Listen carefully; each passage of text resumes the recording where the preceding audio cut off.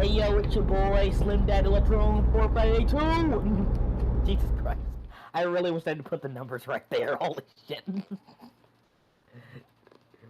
All right, what's up, everybody? It's I mean, for the occasion, we might as well make it seem like fucking 2015, 2014 YouTube. We might as well. Shit. Hey, what's up? It's the Edgy Penguin 129874 something XDDD fucking. Oh man, I'm sorry. I don't know, man. I don't know, man. Super heavy weapons guy. So this stream is two things, and because of character limits, I couldn't quite fit it all in the title. But two things, and actually, are they not turned on for this? We're reviewing Idubbz' wife's OnlyFans. That would be funny if oh, and I can't even make the Susan joke anymore. Who the hell is running YouTube? I think it's some Indian guy or something now. I think I don't know his name. I'm not trying to be racist. I generally don't remember his name. Apu. His name is Apu. Oh nah. He wasn't allowed to run the Quickie Mart anymore. They kicked him out of town because apparently it was racially insensitive. So now he runs YouTube. There you go. That's his villain arc. So what happened with Idubbz? Oh, you don't know? You don't know? Yeah, he's gone. The cuckening is complete. He has fallen to the simp side. Your transition to the simp side is now complete. What is Idubbz's first name? What is his actual first name? Yeah, go ahead. What is his actual first name? I don't know. Hang on, I think it's Ian. Ian, I want to say it's Ian. He's like your transformation to the simp side is now complete, young Ian. I can't call him young Ian because he's older than me. I'm pretty sure. I'd be shocked if he wasn't. Ian Washburn. His last name is Washburn. Considering my last name, I'm not gonna make fun of it, but still. We're gonna go with the Ian Brandon Anderson. You know what? I should have added it. He does kind of look like him. Yeah. I should have added. I should have added that to the playlist I got queued up for this. I should have added the Chris Chan sightings. I am not Ian Bryan Anderson. Nah, I done told you, dang dirty trolls, I am not. Didn't he make a video defending? We can't make those jokes now. It'll indoctrinate the youth. If we we can't. Jokes. We can't. Yeah. Former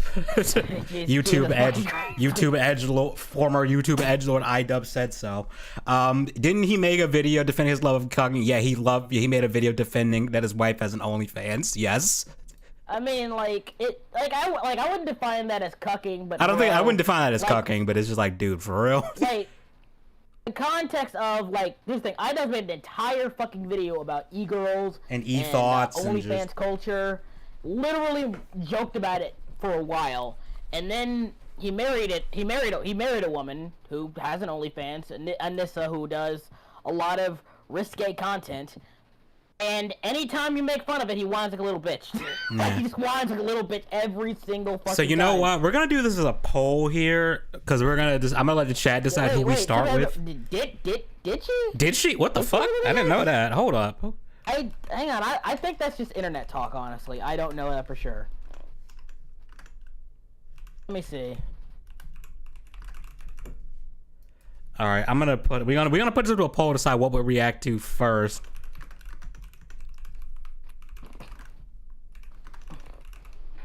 I mean, I don't know, man. Like Anissa is a whole other can of worms. Honestly. Yeah, let's not say too much, because I mean, Idubbz might sue us. Starting to sue us. Joke's on you. I don't have any money. You're not getting shit. The thing is, I don't know if you want to look this up on YouTube, but look up Idubbz wife cringe, and she does this TikTok video where she oh yeah, the reason not all men, but all my abusers were men, and it's so fucking cringe. I don't God, there's shorts. I see some shorts in here. That the shorts was probably it. The one that says his wife is cringe. Yes. Yeah. There's some Would you be surprised if she did? Now it plays over. It wouldn't surprise me. The tale of Icuck / Simps is the literal Greek tragedy. Fucking sad, but also pretty hilarious. Yeah, it's sad. Like, it is sad, but I wouldn't laugh. Some parts of it are pretty funny. So the other reason we're doing this stream is the other reason we're doing this stream is because we technically crossed this a while ago. I was just too lazy to do it, but we're officially monetized, so. That's a. Oh, your channel's monetized now? Yeah, you can send super chats or whatever if you want to. Cool. Only if you want to, like, no one's pressure. Holy shit! Congratulations, man. Yeah, I'm putting monetized in air quotes because the last, like, hold on. How many videos are just in the yellow? Which, if you don't know, yellow doesn't mean demonetized. It just means that you have very limited ads and you really only get ad revenue if people have YouTube Premium, which I didn't know that.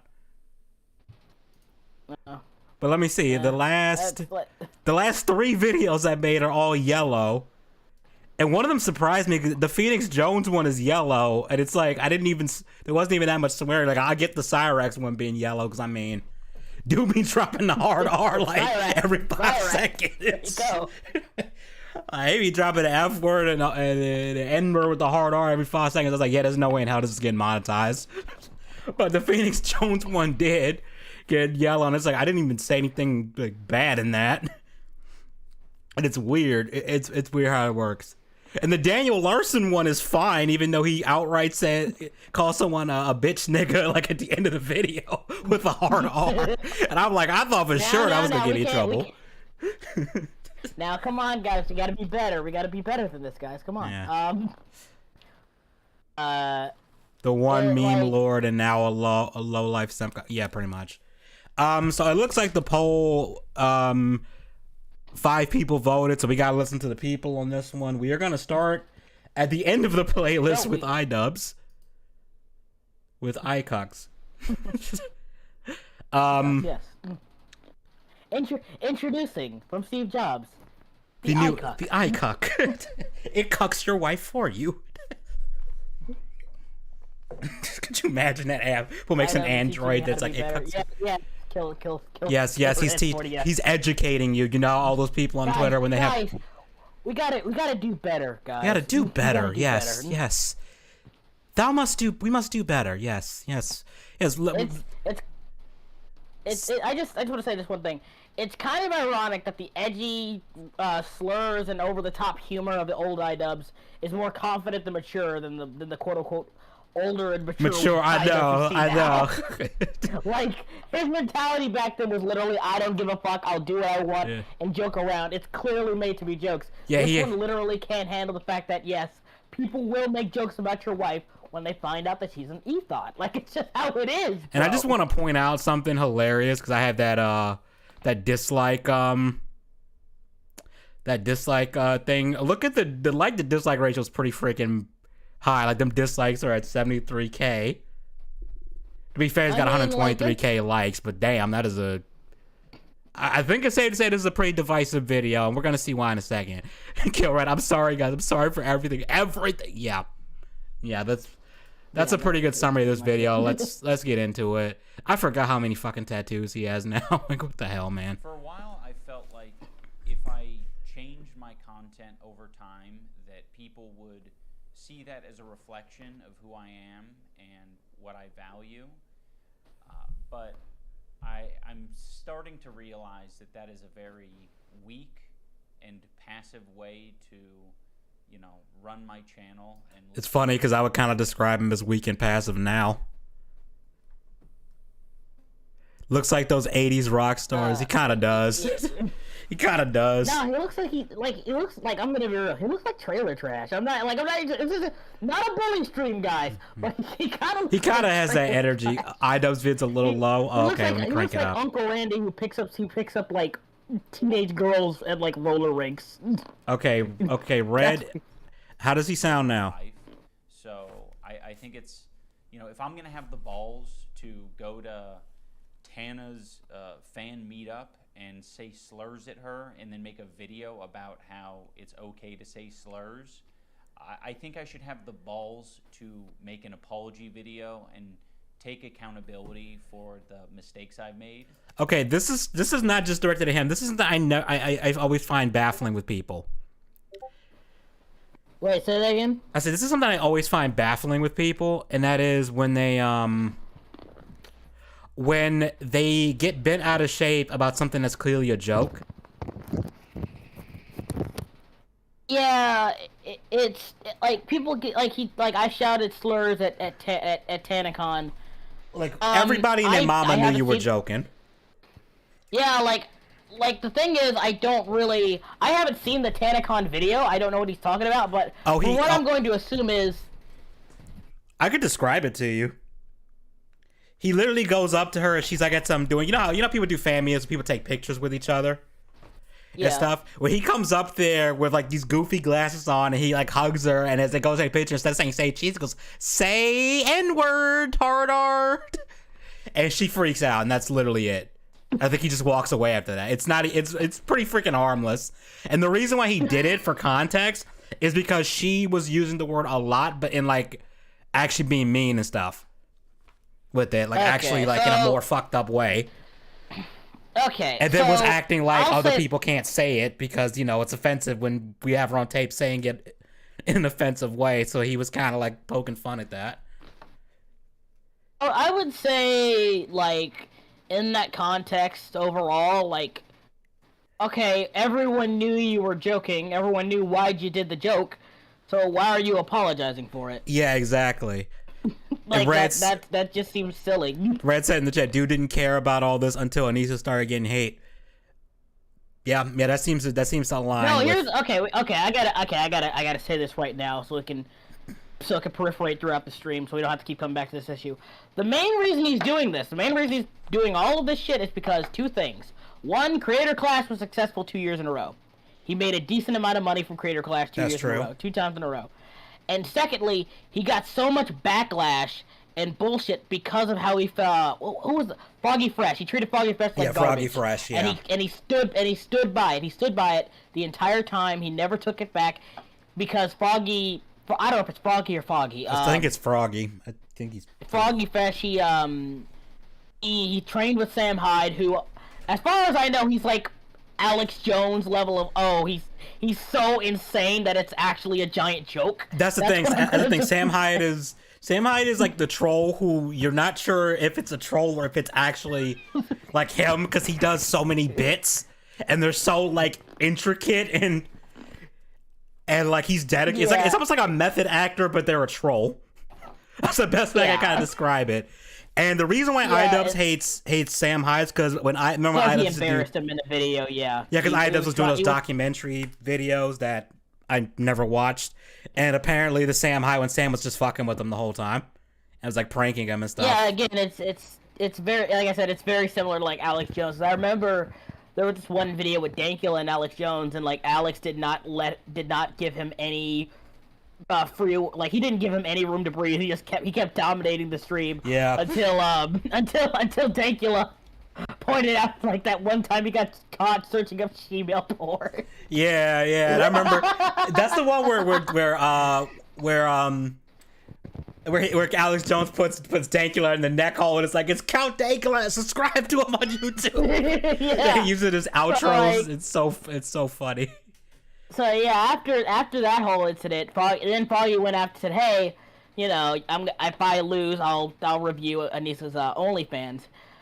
Anissa, from everything I've heard about her, she is a person with a lot of issues, like a lot of thoughts on the internet. Daddy issues. I'm gonna take a wild guess. So if what I've heard is true, she's been assaulted and harassed sexually now I feel like in an the asshole. past. I'm gonna be real. Like, yeah, at the end of the day, if that did happen, that's terrible. Obviously, that's genuinely awful. I feel bad for her. That's a terrible situation, and I hope she finds some peace with that. That's terrible. Yeah, that obviously goes without saying horrible. Yeah, but like, it's just man. I like this whole thing is because Creator Clash was successful, and he's trying to get off heat from Creator Clash. Everyone likes Creator Clash. Creator Clash makes a lot of money. There's also one other factor in this that you haven't brought up yet. I don't know if you're gonna get to it. The other thing is, and it's gonna sound funny coming from me, but YouTube doesn't like edgy content anymore. Especially if you do this and you're trying to make money off of it, you can't. Like, he can't just make a video where he's dropping the bundle of sticks word constantly like he used to, because he'll either get demonetized or his channel will get nuked. And Erwin with how she's oh my god, I'm not reading that. Oh my god, I'll read it. With how she's had more black guys dunk balls in her basketball. I'd say she gets. Yeah, she got blackened. She got blackened. Yeah, it's just it's really weird. I miss the golden age of YouTube, bro. I do too. It is really weird seeing this whole thing develop, because that is something. Here's the thing though, and like I said, like we talked about before we started the stream, a good chunk of it, the idea that, oh yeah, I can't make edgy humor anymore, could be a factor. I'm not gonna pretend it isn't, but the problem is there are creators who stepped away from edgy humor and did just fine. Exactly. Like, there's people who said, yeah, you know what, I'm not gonna do that. Like, Dankula didn't even start off as like a big YouTuber. It was literally after the pug thing happened. Then he had his anti-SJW phase, which was pretty tame. It was pretty early on too. So like after he did like the whole Mad Last series, that became his main thing. PewDiePie is probably the most obvious example where he stopped making edgy humor altogether and just kind of became. And PewDiePie, he had reason to, because every time he would, even if it was really harmless, people would throw a fit, or YouTube would take his shit down or whatever. So he just realized, that ain't even worth it anymore. And I can't blame the guy. You know what?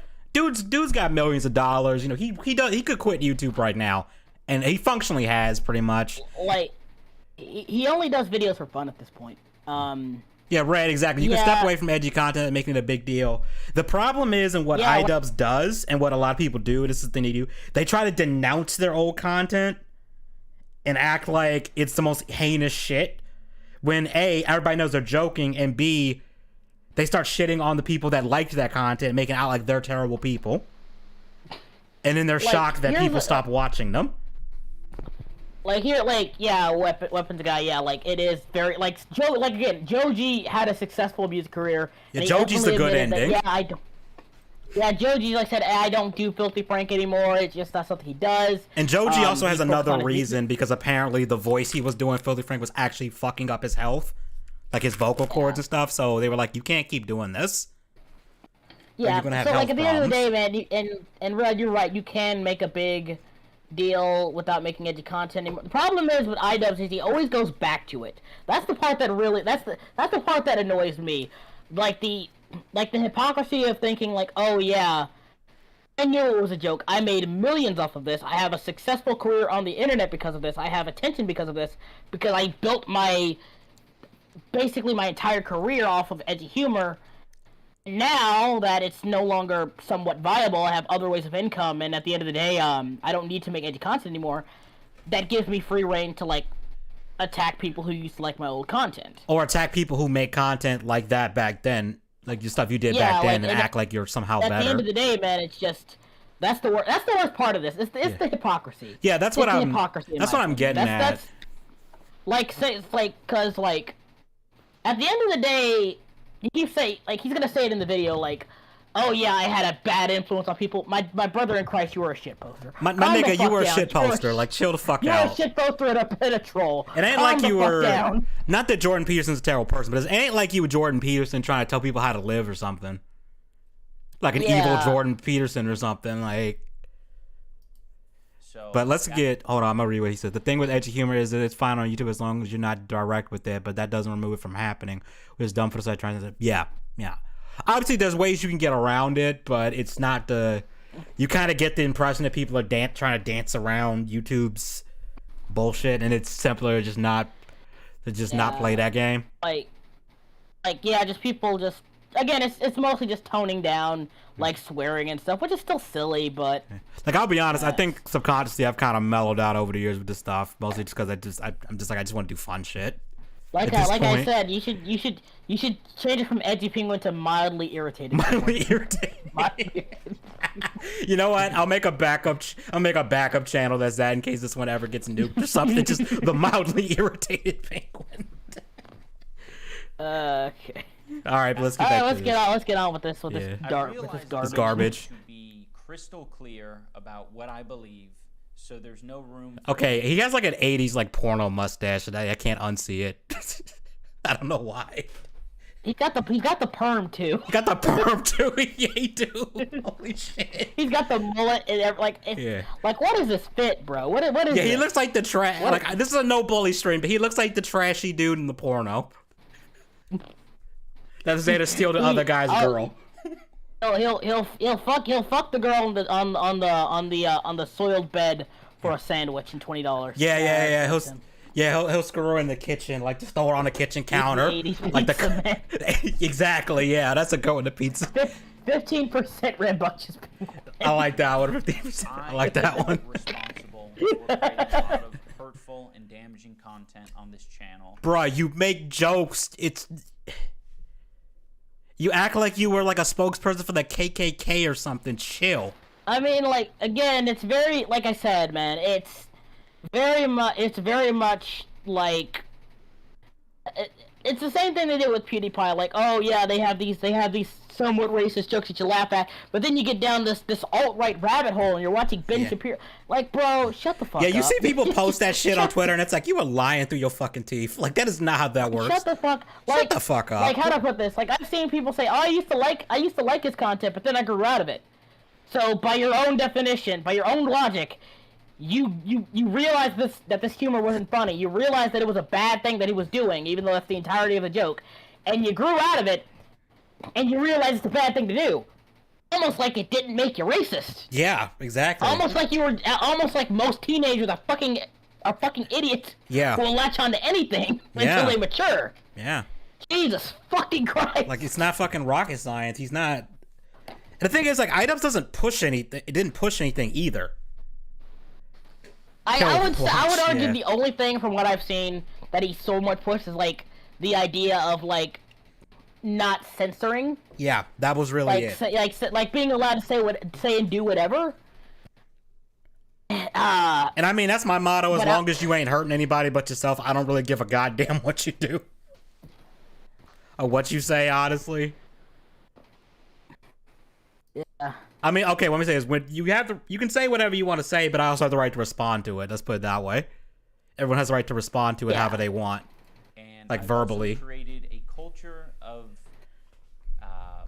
apathy and, I don't know, a lot of like cruelty as well. Like, you know, some of the videos I've made have been very... Bro, you want to talk about cruelty? There's a video that's still up on YouTube where a guy shoves a live cat into a blender and YouTube refuses to remove it. Despite people like the Quartering calling it out and having his subs report it. YouTube is fucked, man. Like, if you really want to talk about cruelty on YouTube, like, Idubbz, you are probably in like you are in the F, not even F tier, he's in the Z tier. That's how harmless it is. You're in Z tier, man. Chill. Chill the fuck out, bro. Like, I built this culture of apathy, like. Rewind that for a bit. Rewind that a bit. Oh yeah, all right. Very, not edgy. I don't think they some of these videos were edgy. I think they were just outright cruel. So I don't want people to get it confused about where I stand. I have made some cruel, hurtful content, and I need to acknowledge that. And I'm really sorry that it's taken me this long to acknowledge it. Let's be real. The main reason why you're doing this is because you don't want it hurting your current career with creator class and shit, because someone will try to cancel you for it. Let's be real. And also because you can't make that content anymore without it being demonetized. Like I said, man, it's here's the thing. Idubbz has been like this for a while. He's been like this for a good while. People saying like, "Oh, I miss the old Idubbz thing." That was literally like what, 2 years ago? That's when that whole thing kind of came up. No one's really talked about it since. Yeah. In fact, the more I think about it, no one's really brought up Idubbz and how much of a little bitch he is until the incident with Creator Clash, where he literally took Foggy Fresh out of the boxing match because he said he'd review his wife's OnlyFans. And he trained with Sam Hyde. Like, he's trying to build... How do I put this? Because I see a lot of certain people do this. Like let me give you a good example. Like, Chris Ray Gun. I think Chris Ray Gun still makes okay content. Like, he hasn't gone full... I haven't watched Chris Ray Gun in years. He hasn't gone full retard from what I've seen. But, like, because he mostly focuses on video game content, which is fine. That's fine. I'm not gonna pretend, like, But, like, like his old videos, like the Punch and Nazi parody, or the Ain't No Rest for the Wicked, the libtard parodies. Yeah, right? Which were funny. He kind of admitted, I don't like those anymore because I don't think they give a fair, nuanced view on things. And I'm just like, well, no, the whole joke is that's actually how things were and still are. Yeah. It's fine to, even if you don't have those views anymore, to say that, oh yeah, it was wrong for me to do it. Like, no, it was a criticism of the current climate. Exactly. You can't sit here. He's trying to, and I think, and this is what a lot of which I do. They try to build up how bad that they used to be and how influential they used to be, and it is definitely like an ego thing where they believe, oh yeah, my content was hurtful. It cultivated this thing of apathy. It was cruel, and it was literally killing people, guys. Yeah, didn't he date Lisa Green? Yeah, they dated a bit. I don't know what happened between that. Here's the thing though. There was literally a mass shooter in New Zealand who said subscribe to PewDiePie before opening up. That would cause some. That's something that PewDiePie has to actually deal with because so many people try to associate him with negative things. And you're seeing the same thing with Mr. Beast. They try to associate him with anything negative. I think what Idubbz is doing here is trying to inflate how influential he was to the internet to the point where he believes that, oh yeah, the slightest interaction I do, like, has overarching consequences. And I'm like, bruh, no. Most 99.99999% of people know it's a joke and just leave it at that. It's just funny video. That's it. Yeah, and like I said, it's like you can like feel the ego in what he's saying here. Like, oh yeah, it's like it's exactly ego pretending. It's humble. Yeah, it's exactly what it is. I did all this horrible stuff, and I was so influential. I was so prevalent in the community. When I said something racist that was obviously a joke with the context of it being a joke, that it caused people to actually believe these racist things and it cultivated to this culture. And I'm like, bro, that's not how that. You're not that influential. It's like that one scene from, I think it's Community, where the guy goes, "I am so awesome at being humble." That's the vibe this gives off, man. Like I said, this video is an ego trip, bro. It is a massive ego trip. But it's funny you mentioned Mr. Beast because I saw something absolutely batshit. So you know about like what a Mr. Beast is like, I don't know if they're co-hosts, but I'll just say employee and / friend who's trans now. Yeah, I saw like everyone like got on like I like Sunny V2 by the way, but like Sunny V2's case. Yeah, which I thought his video was pretty mild, but that's not what I was alluding to. Yeah. Guess who of all people is trying to cancel Mr. Beast's friend, which I'm drawing a blank on their name. Freaking EDP. Because EDP is claiming that the guy is here's the thing, EDP is claiming that the dude is a predator based on and I don't even know if actually I might be just pretty much because there's a picture of them, and this is kind of weird, I'm not gonna lie.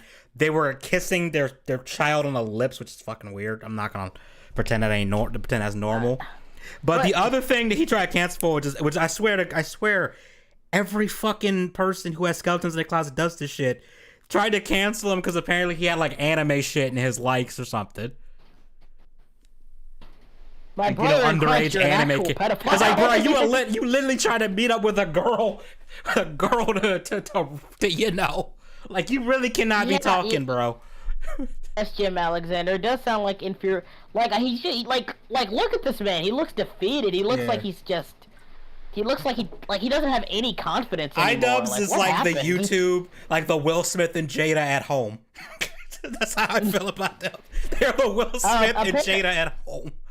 okay, this is a rumor. This is purely like internet talk, but apparently, Anissa is very jealous of Felix, of PewDiePie. You want to know why? What I found out funny is because, despite Felix no longer being as like influential or as active as he used to be, him and Marcia are still considered like the YouTube power couple. I mean, yeah. Like they're the most functional. They're considered the YouTube power couple. And I get why, because like literally like because wasn't she like his fan? Isn't that how that got started? Was she was like a fan of his that watched his content? Oh yeah, he was like very, very, very early on in his career as a YouTuber, and then like she's like, "Hey, I like your videos," and they started talking, and then like for a good chunk of like the early parts of his career, he was talking to Marcia, and they were talking back and forth, made plans and all. It was sweet. Yeah, it was a rare, sweet internet relationship. Yeah, that didn't end horribly. Both Ian and Anicia talk crap about Happy Punch constantly since when Keem has been nothing but nice to CC. So I couldn't pat Idubbz is gonna slap Sam Hyde when he crashes creator class. No, they banned him. Like he showed up there and they actually kicked him out. But let's be real though. I don't think Idubbz is smacking Sam Hyde. Sam Hyde, that dude is big. He's a like big Sam boy. Hyde. Sam Hyde would probably fold him. Let's be real. Kill Red. I don't like. Here's the thing. I don't care how like quote unquote mature Keemstar can be. Like the dude explicitly said, I support doxing people I don't like. Yeah, Keemstar. Like, there's no coming back from that. That is a I don't care how popular he is. That is a cardinal sin of the internet. You do not do that shit. There's two things. There's two lines you don't cross. I think on the internet. That is false flagging people and doxing people. Those are like the two things. The only time doxing is even excusable is if the person's like a pedophile or something, doing actual criminal shit, like abuse or something. Yeah, I'll be right back. I gotta go take a whiz. All right, like physical abuse or something. Hey, what's up, noob? Wow, we're like 30 minutes in and we've barely even gotten through this video. All right. Yeah, should I'll just wait for him to come back, but I wasn't taking Keem's side, but saying they've had to petty in other ways. Oh yeah, no, I get it, and like Keemstar, he's probably one of the most confusing people because sometimes he does the right thing, and then sometimes he just does some shit that just pisses you off. So he really is kind of like he's one of those people where I can see why people would like Keemstar, and I can also see why people hate Keemstar, and I'm pretty much in the middle with that. He's a mixed bag. Yes, I kind of lean towards hate because like it's very similar to the Turkey Tom situation where yeah, he'll call out actually shitty people, but that doesn't make him less of an asshole. That doesn't make him less of a shitty person because he calls out shittier people. Yeah. I'm sorry. Yeah. That is my strict philosophy on that. Yeah. Especially when you do I'll let you finish, like for instance, like when Shad Base, I think he made like pornographic pictures of his daughter. Yeah, he drew porn fucked. Of Keem's daughter, which is fucked up. That's fucked. That is fucked. But like again, my brother in Christ, you support doxing, and you're a general scumbag. Bro. I remember Colossal was crazy. Actually confronted Shadman about that, and even Shadman kind of agreed, like, yeah, that was a bit too far. I think he did take it down. Tom calls everyone a pedophile. Yeah, he does. Yeah, he does. Yeah, I remember that one time he literally just kept calling Mr. Enter a pedophile. Yeah. Like he's autistic and a bit of a weirdo, but like I genuinely don't like. I'm gonna be real. I don't like. I used to love Mr. Enter, not as much anymore. I just find him cringe. That's literally all I can say about the guys. I just find him cringe and annoying. But yeah, at the end of the day, I've never understood this infatuation with him because he literally just keeps to himself. He Yeah. He literally leaves everybody alone. He doesn't mess with anybody. He doesn't start And drama. a few times he did do some shit that was kind of fucked up. He apologized for it. So it's like, yeah, okay, man. What? I don't care anymore. Yeah, it was like early on too. It was like, oh yeah, like I called out some writers and some people went after him on Twitter and they had to lock their account for a few days and then it just kind of blew over. Yeah. He apologized for that, and that's literally the height. That's literally the. I think people are trying to make him a lolcow for the longest time. I think but he people wouldn't bite. He's have. like, no. I think people have. Like, nah. From what I've seen, Tom makes decent documentaries, but he's still an ass. Yeah, that's literally the only reason I think people like Tom is because his videos are well put together in terms of like editing and stuff. I think that's the main draw of his channel. How do I put this? Turkey Tom. Leafy is better than Turkey Tom, Yes. but not by much. Let's just leave it at that. I'll be honest. I'll do you one better. Leafy is one of the most overhated people. Like people are like, oh, he bullied kids. No, he would just react to funny shit. Yeah, he would react to but funny shit like he stayed in his lane. He's just at his worst, he's just a snarky asshole. Yeah, that's literally the worst thing I've said about bro. Leafy.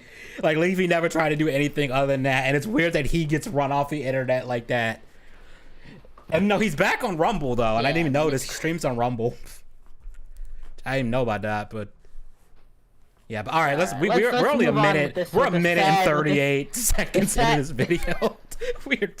This sad loaf of a man. Let's look at him. Look at his like deer in the headlights stare too. It's just like I have it full screen on my end, so he's just staring at me like, bro, come on, leave me alone. Bro. Hello, darkness, my old friend.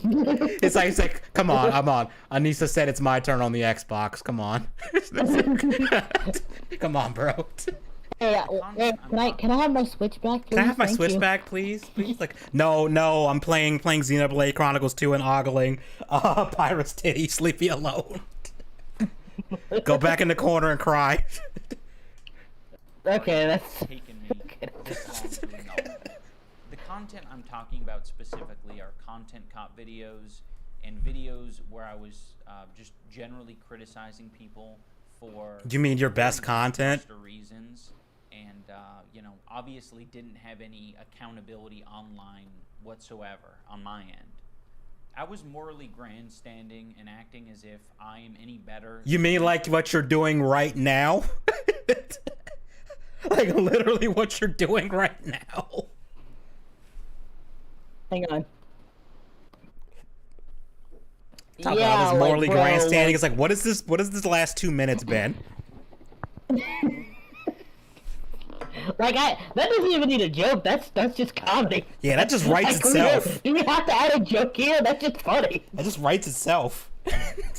Like, yeah, let's just keep going. I have no joke here. Let's yeah, fuck it. continue. No comment. Let's just keep rolling. These people that I was making content cop videos on, and I'm not. I'm a human. I'm a real human who makes mistakes, and I make a different set of mistakes than the people I was making videos on, but it doesn't matter. I don't think anyone deserves that level of cruelty or hate. It's also like, what is the worst thing he did in the content cop videos? Like, I'm genuinely someone to check, because I've not watched all of them. Like, I genuinely want to know, and it's been a long time since I've watched them. What was the worst thing he did? Because the only thing I think of was the Tana Mojo doing the say N-word thing, which just made her uncomfortable for like probably 10 minutes, if that. I don't know, man. That's just... Like, I genuinely, someone in chat, know. please let me know what was the worst thing he did. The Tana, exactly. That's the worst thing I could think of is the Tana thing, which to me was mild. It was mild. Like, he didn't send... Like, he didn't swat her or anything like that, or anybody as far as I know. He didn't, like, send pizza to people's houses. No, he just said, say the N-word. That's all Yeah. I did. Say Yeah. the N-word. Like, let's just be real here. He really just... Yeah, go ahead, dude. He made fucked up jokes at their expense. That's about it, and that's not really that big of a deal, because we know they're jokes. I would say, and before anyone says anything, oh, you don't care about people saying we're both black. We're both black. Yeah. Like, I'm sorry, I gotta like break the character of edgy, but yeah, we're both black. Yeah. Disclaimer here. I mean, I already did it in my Dylan Thomas video where I said that I don't give a goddamn that he said the hard R, and I said before anyone gets mad, I'm black. So Yeah, we're both like I look like Erwin in real. you do. You do. I ain't gonna lie on that one. You do. Holy shit. There's a reason why his profile picture used to be Erwin. Alienated a lot of people into thinking that this is an okay. Yeah, but Yes, you're clearly a black penguin. Yeah, clearly. You can tell. You can tell by my likeness in the corner Feathers. there. I'm mostly black. So I'm good. And it's not. It's super irresponsible and shitty. I am very insecure about my ability to create interesting content. Pause. He should have just stopped that he is very insecure. We gathered that from this entire video. Bro. Edgy, can you rewind it a bit? Oh yeah, sure. I'll rewind it. Also, like, this is probably, it might sound annoying, but before you talk, can you, like, pause it first, because it kind of overlaps and I can't hear what he's saying. Oh yeah, no. Sorry, dude. No, you're right. I'm forgetting to do that. Responsible. No, you're fine, dude. All right, that's a funny pause frame. It's a funny pause. That's just funny. Okay, I'm gonna unpause it now. Shitty. I am very insecure about my ability to create interesting content or, like, entertain. He could have just stopped it. He's just insecure. Like, that's because that's what this whole video reeks of. If I'm gonna be brutally honest. Yeah, like, it's very clear. Like, he doesn't have any real confidence in himself. It's clear as day. It's just... He matured into an insecure anxiety patient that needs a Thanos fidget toy. Yeah. I know there's a phrase, this is what zero pussy does to a motherfucker, but this is what the wrong pussy does to a motherfucker. Like, holy shit. Like, holy shit. Oh, man. I'd rather become a 30-year-old wizard than whatever the fuck this is. Like damn. It took me a second to figure it. Yes, I do look like Erwin. Yeah, Billy and Mandy, yeah. Yes. He's falling down that hole, I'm yes. not Erwin, yo! I don't know, you were just saying I look like Erwin! I just want Mandy to love me, yo. I subscribe to her OnlyFans, yo. I think Mandy would actually open OnlyFans. Mandy would, but it wouldn't be nudes. It would just be her mocking you viciously for expecting it. And it's sad that a lot of people. Yeah, the problem is people would actually get off to that. That's the sad part. All right, I'm gonna pause it. It's gotten better over the years, but it's something that I have struggled with constantly, and it's one of the reasons why I, kept making this hurtful content. I ended up pivoting it into other things because I felt bad about it, like, innately. See, that's fine to pivot into other content. Like, hell, I did it. Like, we want to go into the deep. I'm gonna give y'all the deep, edgy penguin lore here. This started as a fucking Let's Play channel. Like, it was shit. Like, I literally bought a microphone that was like $20 online. Didn't realize it was an XLR microphone that needs an external power thing. Plugged it directly into my computer, and then just recorded me playing Resident Evil 4. I had no real plan or anything, and it was ass. Then I started doing commentary videos, and I started doing like anti-SJW stuff. But then I started getting bored with that, so I ended up doing like more goofy shit, and then I just randomly did the Dylan Thomas video, and people really liked that. And I was like, all right, well, don't look a gift horse in the mouth. And this was fun to make. Let me keep doing these. So, like, you can pivot your content. We're working, guys. We're working forward towards 10,000 subscribers. So make sure you subscribe right now. Yeah, make sure you subscribe. I'm trying to get them PewDiePie numbers. Bro, it took me like 7 years to get to this point, man. It's gonna take me. I'm gonna be 50 years old before I get PewDiePie numbers. Like, holy shit. I'm going to help you any way I can, brother. I'm going to try. Yeah, I appreciate it. Anyway, but like, I'll pivot my 100 subscribers well, the 12 people who watch my stuff anyway, to come subscribe over here. Yeah, I'm sure that there's probably plenty of overlap as it is because I always like post your streams in my community tab anyway, so there's probably some decent overlap. Because I know Noob will watch your stuff and mine, so the overlap of 12 people and 20 people. Yes. Yeah. Yes. Yes. We appreciate you guys. It's just I'm just being real.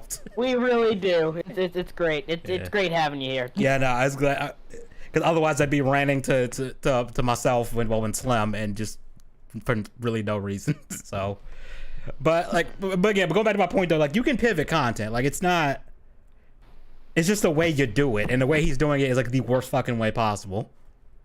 Yeah, like you can do, like I said, the main thing isn't that you're doing other stuff and not doing your old stuff. It's the fact that you're deliberately burning the bridge with your old stuff and your old fans, and they are at the end of the day the foundation of your content and your career. So it's not a smart move. And like I said, the only reason I think he's confident in doing this is because Creator Clash is successful.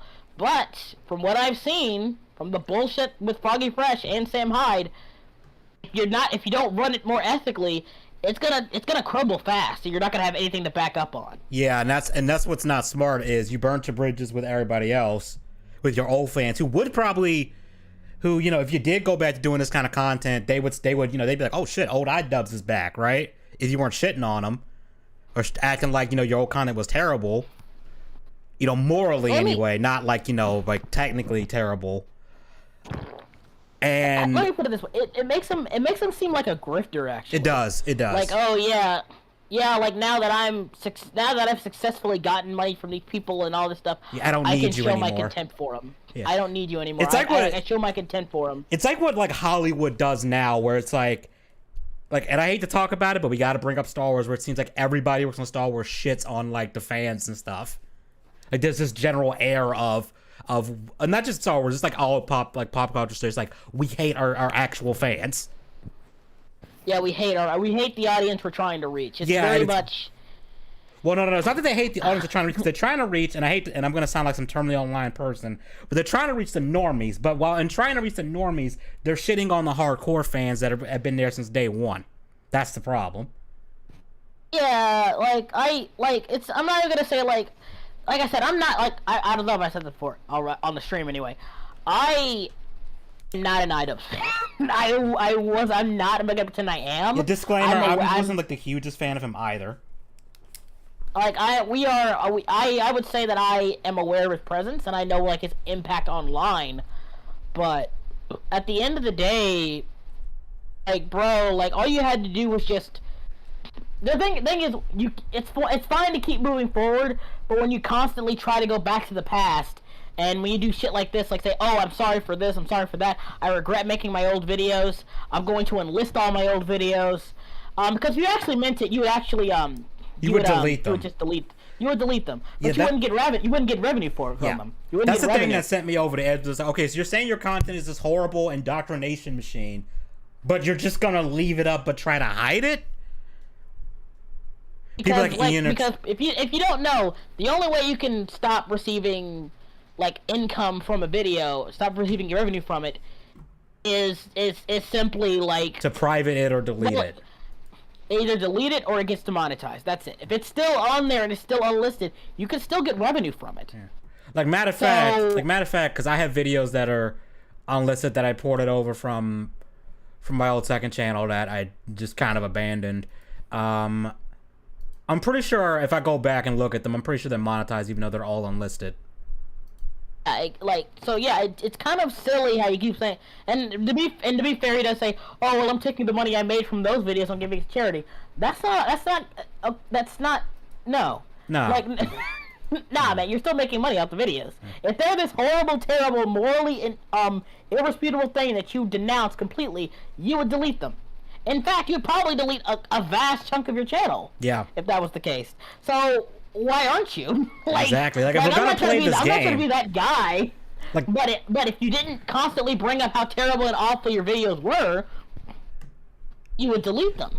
Like somebody bringing it up. Like Jay Longbow, because I was watching her stream yesterday, she brought up a point like okay, like he's acting like he worked on like a really like racist like fucked up movie like the original Birth of a Nation, you know, which was like a KKK propaganda movie, Yeah. and stuff. He's acting like he worked on that and saying, oh yeah, this movie was terrible, it was racist, it was horrible, but we're still gonna have it on sale, kind of thing. Yeah, it's like that's exactly it's what like, it is, the bro. fuck, like what?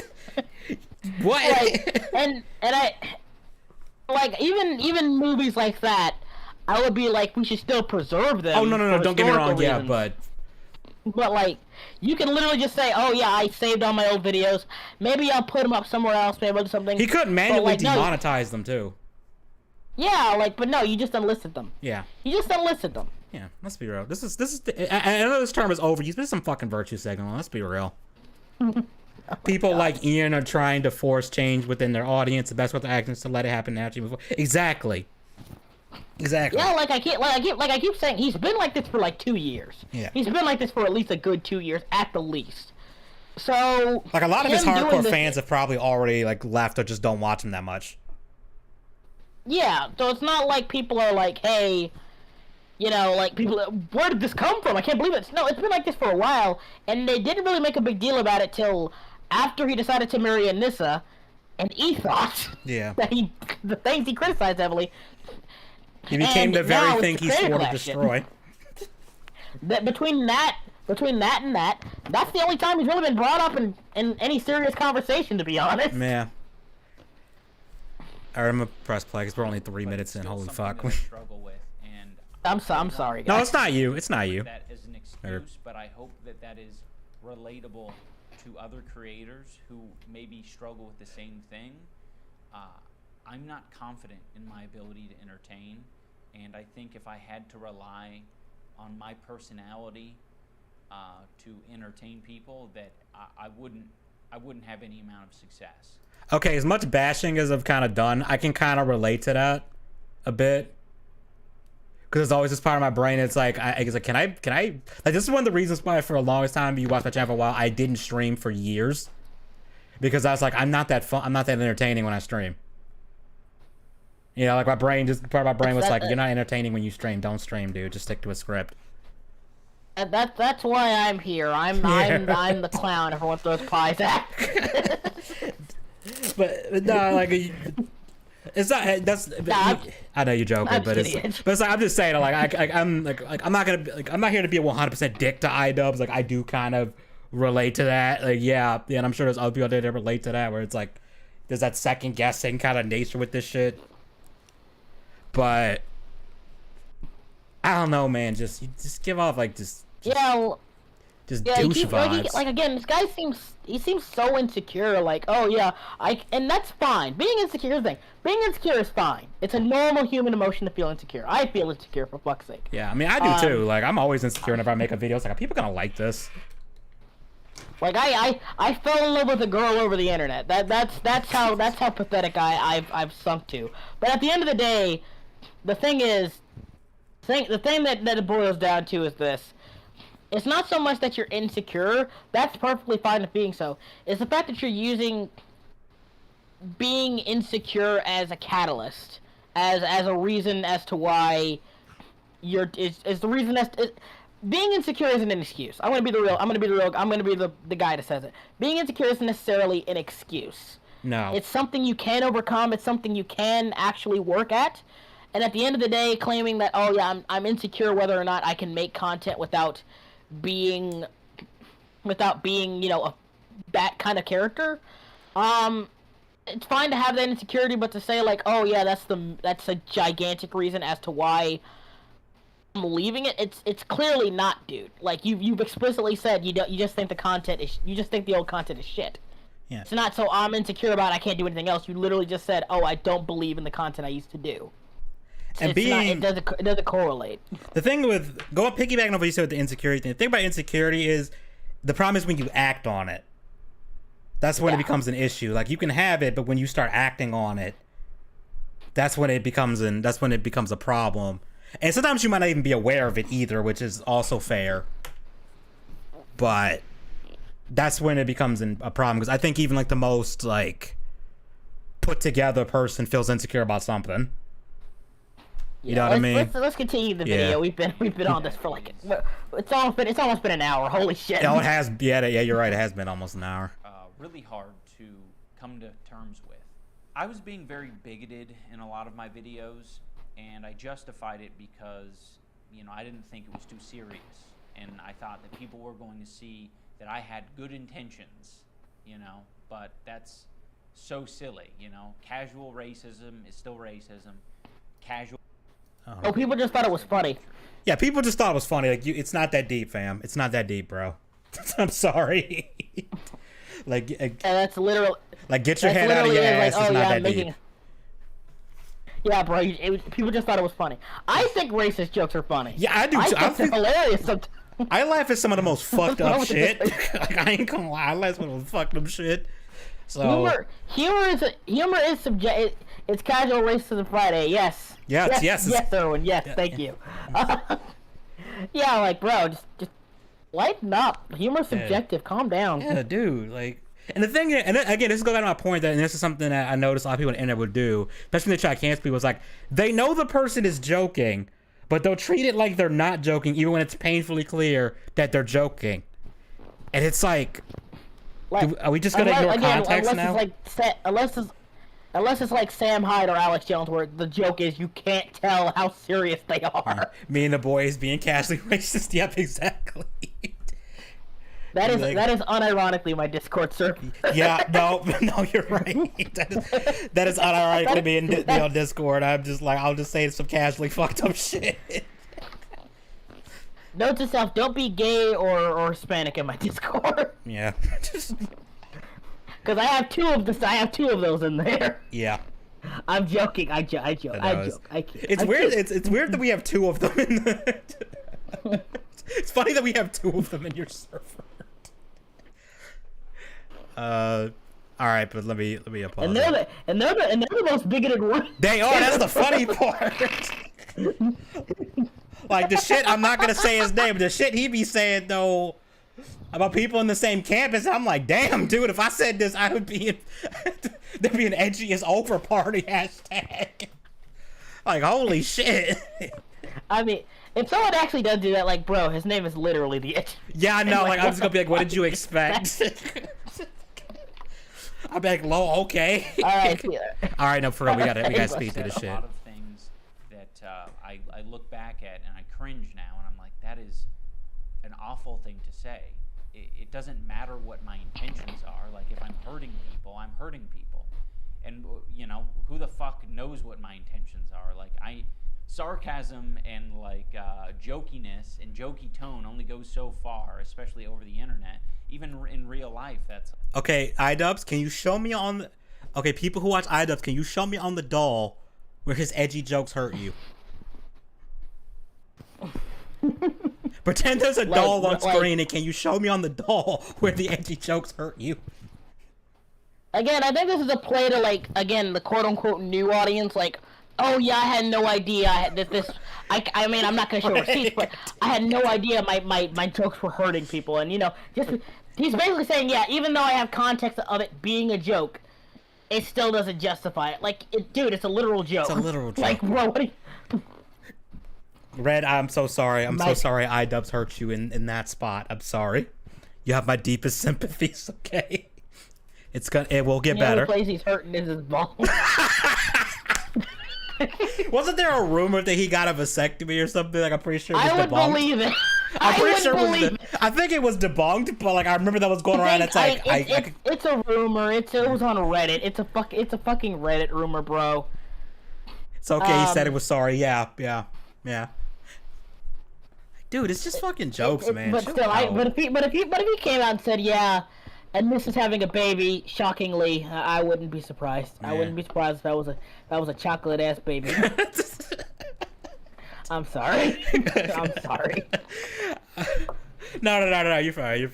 You're fine. All right. It's like an impossible thing to know with 100% certainty. I've just always had this dumb philosophy that I'm not responsible for, my audience and how they behave beyond what content I put out, and that's stupid. Bruh, How many subs does this guy have? How many subs does this guy have? You have 7.54 million subs. Are you really gonna sit here and act like you're responsible for all of... The only thing that I would say is when you become responsible for what your audience does is if you directly tell them to do something. Yeah, bro, that is... Like, if I told everybody in the stream, and I'm going to preface this is a joke, nobody clips the content. If I said to go to Slim's stream and it calls Slim a stupid you-know-what, for example, then I'm at fault because I actually told y'all to do that. If I did that seriously. But again, joke. Disclaimer, don't actually do that. So, yeah, Erwin is just calling it chocolate is offensive. It's part white, so it's mocha. Well... It's caramel. It's caramel. This caramel-ass baby. Yeah. But this is like if, can you imagine if movie stars acted like this? Like... Like, imagine if Disney said, we're responsible for every single person, everything our viewers do, and it's like, man. Organized chaos called Eric July and Uncle Tom unironically. What the fuck?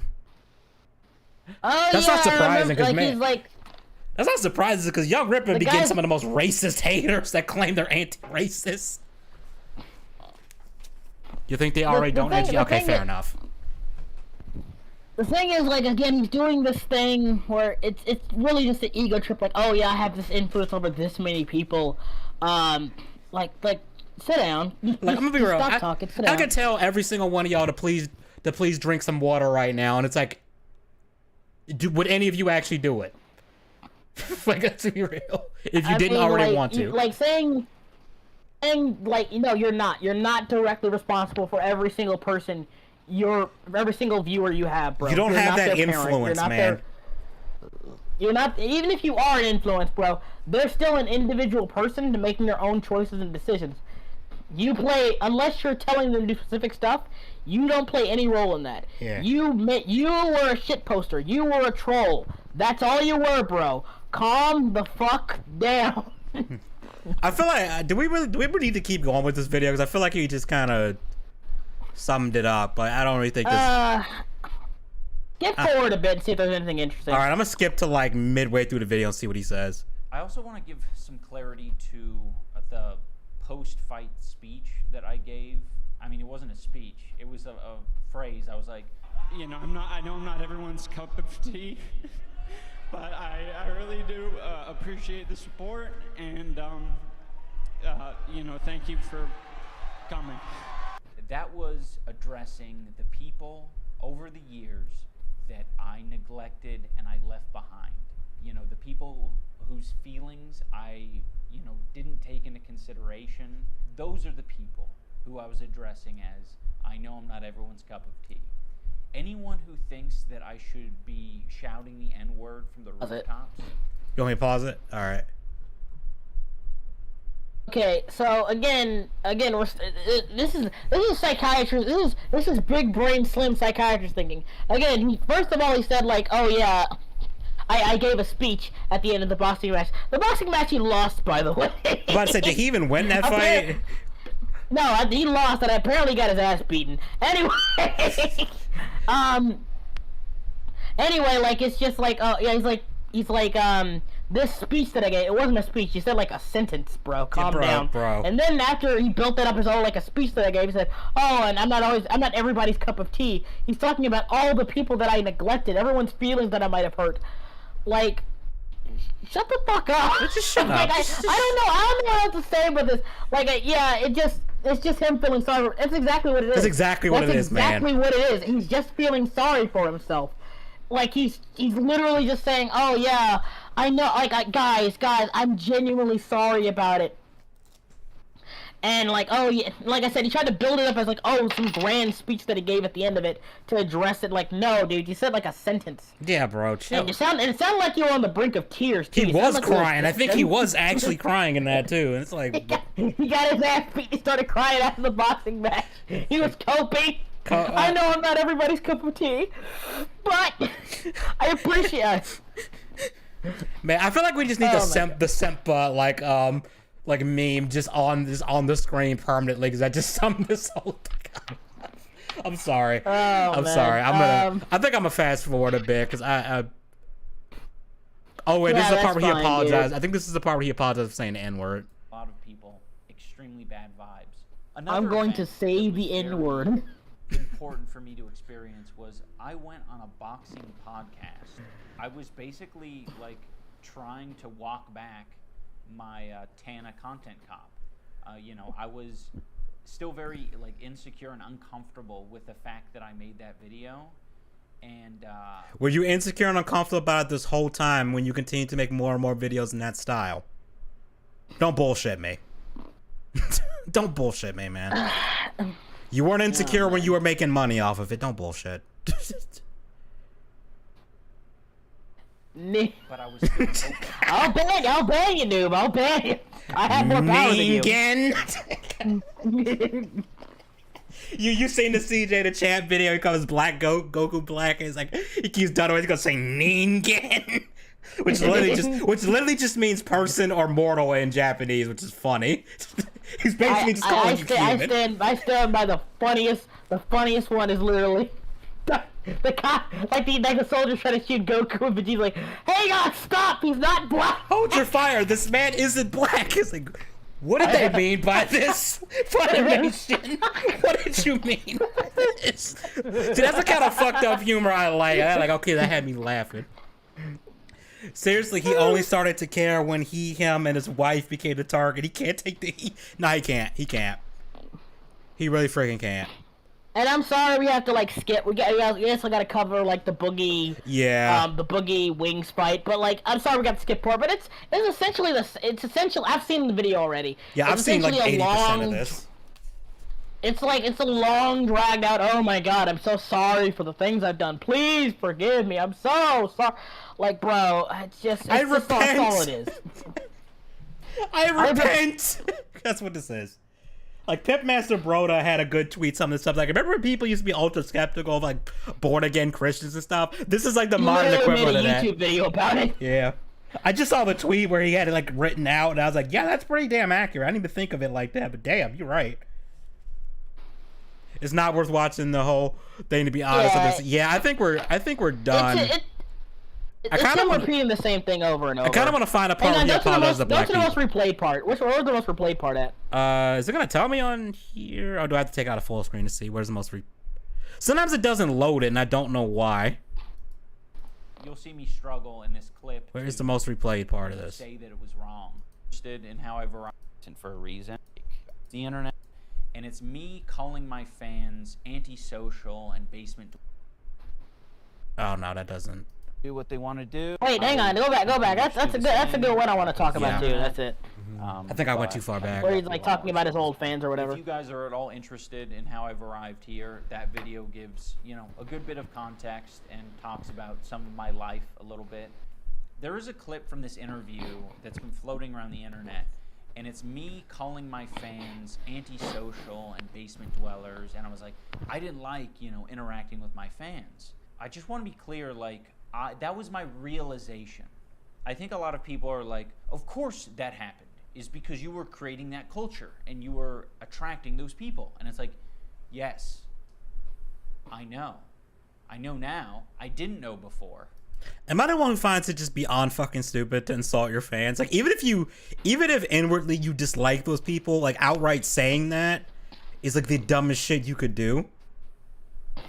I mean, like, if you have like people like, and I don't want to drag her under the bus, but you have people like Amaranth who like clearly doesn't like her male like if you see her pictures, parasocial fans. Her parasocial. Well, the fans. ones who go beyond just buying, just spending all their money on her. Yeah, who actually go to cons to see her and stuff like that. Who are like, I'm her boyfriend. People, yeah. But like, even like he's like, oh yeah, I realized that I don't like. This is in this video. I'm realizing I never liked those people. Yeah, it's fantastic. It's a fantastic you say this after you've made money and an entire career out of it, bro. That's a smart move. I I unironically respect Wings and Boogie way more than this, whatever this guy's. Honestly, yeah, and I don't like Boogie at all, but it's like I gotta respect him a little bit more than freaking Idubbz. At least he showed up. At least he showed up. Yeah. At least he showed up. He didn't even throw a freaking punch, if I remember correctly.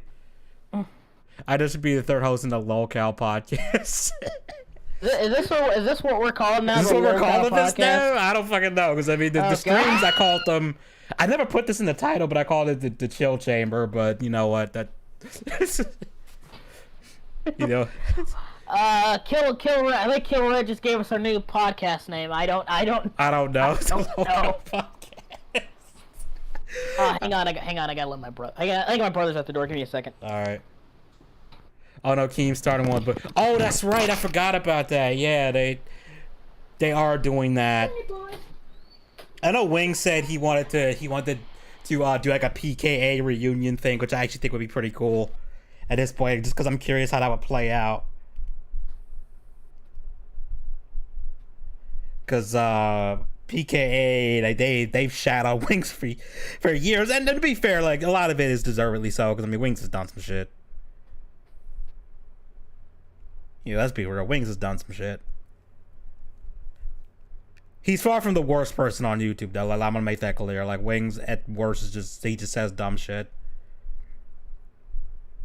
that he probably shouldn't say, but you know, that'd be sick. Wings actually seems like he's mature. Yeah, that's the thing. Like, and I said in my community tab, that's like, are we about to see a Wings redemption arc? Because I think that'd actually be kind of cool. Yeah, he lives up to his name. All right. It wasn't my brother. It was this homeless guy fucking a raccoon. Oh dear. Rocket, no. You don't have to sell yourself out because Guardians of the Galaxy is done. No, actually, Sly Cooper's more accurate. Sly Cooper and the homeliest, cockliest. Cocoonus. They need to let him out of PlayStation jail. They need to let that man out of PlayStation jail. Like, for real. Man. Like, I think they literally, like, to be fair, PlayStation hasn't forgotten about Sly Cooper. They haven't. There are still references to him. He's in I think they the want to last make... Ratchet and Clank game, actually. He's in limbo. Yeah. He's in limbo right now because again, Senzuri Games fought to get the license, made a mediocre game called Thieves in Time with a terrible story. We don't talk about that one. And then after which, despite them teasing a sequel, they said, "Oh yeah, we're shelving it indefinitely. We're not coming back to Sly Cooper." Yeah, fuck you. Apparently, like, Sucker Punch is very open about trying to make another Sly Cooper game. They are very open about it. In fact, like, I played, like, Ghost of Tsushima, like, a few days, like, I've been playing Ghost of Tsushima on my brother's PS4 recently. That's a good game. Yeah, and you can tell not only from the mechanics that they brought a lot from Sly Cooper, there are numerous references to Sly Cooper. Yeah, isn't there actually like a raccoon armor set or something?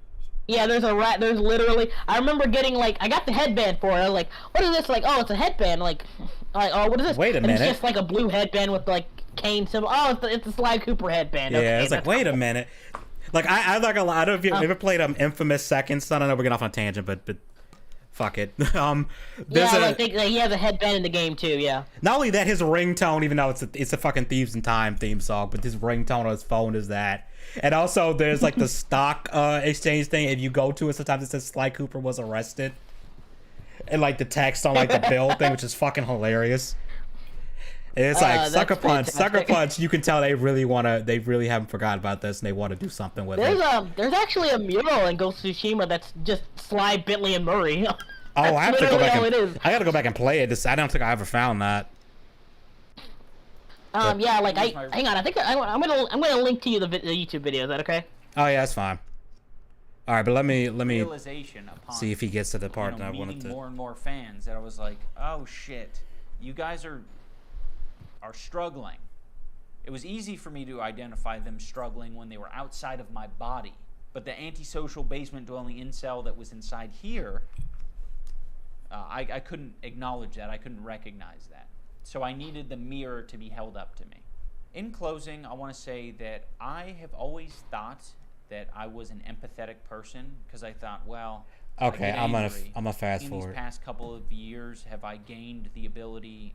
I have, and I've realized it because I just like can't help myself. Ability empathy. If you Okay, if I don't think it's a red flag that you're saying like how old is Idubbz? He's like 30 something by now. You're telling me that you discovered empathy at 30. That seems like a very. Sounds like something. That seems like a like psychopathic thing to do, yeah. Yeah, like you need to go to some therapy or something because that's a red flag to me. And I'm not even the most empathetic person in the world, but I understand. It's like, dude, even teenage me was like, oh yeah, I get what empathy is. Like I get it. Yeah, like, yeah. One time I talked to Edgy about some stuff. He said, "Yeah, that sucks, buddy. That's essentially what I got. Just a bastard." I'm joking. I am joking. Mostly That's rough, joking. buddy. I'm somewhat That's joking. rough, buddy. I personally have the Sly Cooper talk more than the Idubbz stuff. Yeah, I mean, dude, we could talk about that shit all goddamn day if you let us. And this is what pussy does to my fucking better for being a virgin. Yeah. Look in the I see it. Oh, damn, that is cool. Yeah, like so. Yeah, like I personally love Sly too. Yeah, we might like if we ever do become big enough YouTubers, I want to do like video game, movie, and cartoon reviews. I'm just a lazy bastard. But I always want to talk about the Sly Cooper trilogy, and I always want to do like a collab with Edgy. Yeah, I need to do more of those. I think I did 2 of them. One of them for Outlast for some reason. I think it's because it was close to Halloween. I just randomly picked a horror game, and I was like, all right, we'll try this with Outlast, and then the other game, Pray for the Gods. So it's been like months since I've done anything like that. So I probably should do more of those, especially when I get into the creator's block with like lolcow shit, because sometimes it's just I just have no idea what to make because some shit is just not interesting. I get it, dude. Don't worry, I understand. Yeah. It's tough, but anyway, I think we're done. Also, speaking of like video game stuff, I recently like saw like the entire playthrough of God of War Ragnarok. Oof. I owe you and Sauron an apology. They really did turn God of War to Sony another movie Sony game. Yeah. Like literally, you had this really awesome idea for like making a Ragnarok God of War game, and you just do like Edgy. Like they literally say, "Oh yeah, the Ragnarok that you knew, that was a fake prophecy. This is how it's actually supposed to happen." I'm like, fucking kill. What? I just remember looking up the Odin boss fight, and I was like, "This is the most boring ass fight. What the fuck?" You're fighting Odin, the king of Asgard. What the fuck is this? I beg your pardon. This is Odin, and he is this much of a bitch. Wow. Like Zeus would have folded this dude in 2 seconds. Zeus was so powerful they had to make him to like a fighting game style just to stand a chance. Yeah, you had to go 2D for a part of that fight. It's Greek Last. It's Norse Last of Us, and it's dumb. Norse Last of Us, actually. Yeah. Because the Greek games are actually good. If you're expecting Atreus to actually, well, spoilers for like a 6-year-old game, but if you're expecting Atreus to actually act like anything like Loki, well, too bad he doesn't. Rip. He becomes a furry though. That's literally it. His shapeshifting ability, which is shown not to even be all that unique, because Freya can do the exact same goddamn thing. So like his whole I can shapeshift now isn't even really a big deal. So like yeah, the whole thing of him being Loki does not play a role in the story at all. Yeah. Like he doesn't act like him. He doesn't do anything Ragnarok sets him up to do. It's just he's Loki, guys. It's our take on Loki too, which is absolutely nothing like Loki. Like they don't even do like the whole he's the son of Jormungandr or fucking. It's stupid. It's stupid. It's dumb. It's stupid. It's dumb. It's dumb. But all right, let's go into. How do I put this? It's a God of War game that doesn't want to be a God of War game. Yeah. I'm glad I stopped at 4. I got to 4 and I was like, I think I'm done. I think this series ended at 3. Yeah. All right, but let's get into the press conference between Boogie and Wings, because I think it's very telling of how this fight was gonna go. Will Horse impregnate Atreus in the sequel? No, because no. Where can they even go for a sequel? Because you already killed Odin. Yeah, it's stupid, bro. Let's not even talk. Like, where the fuck can they even go? They brought themselves in such a corner. That's like with Mortal Kombat, like the new one. They call it Mortal Kombat 1 because like you had to reset the timeline again because you wrote yourself in such a dumb because everybody corner. hated Mortal Kombat 11. I know. It's like Mortal Kombat 11 was so ass. You had to write.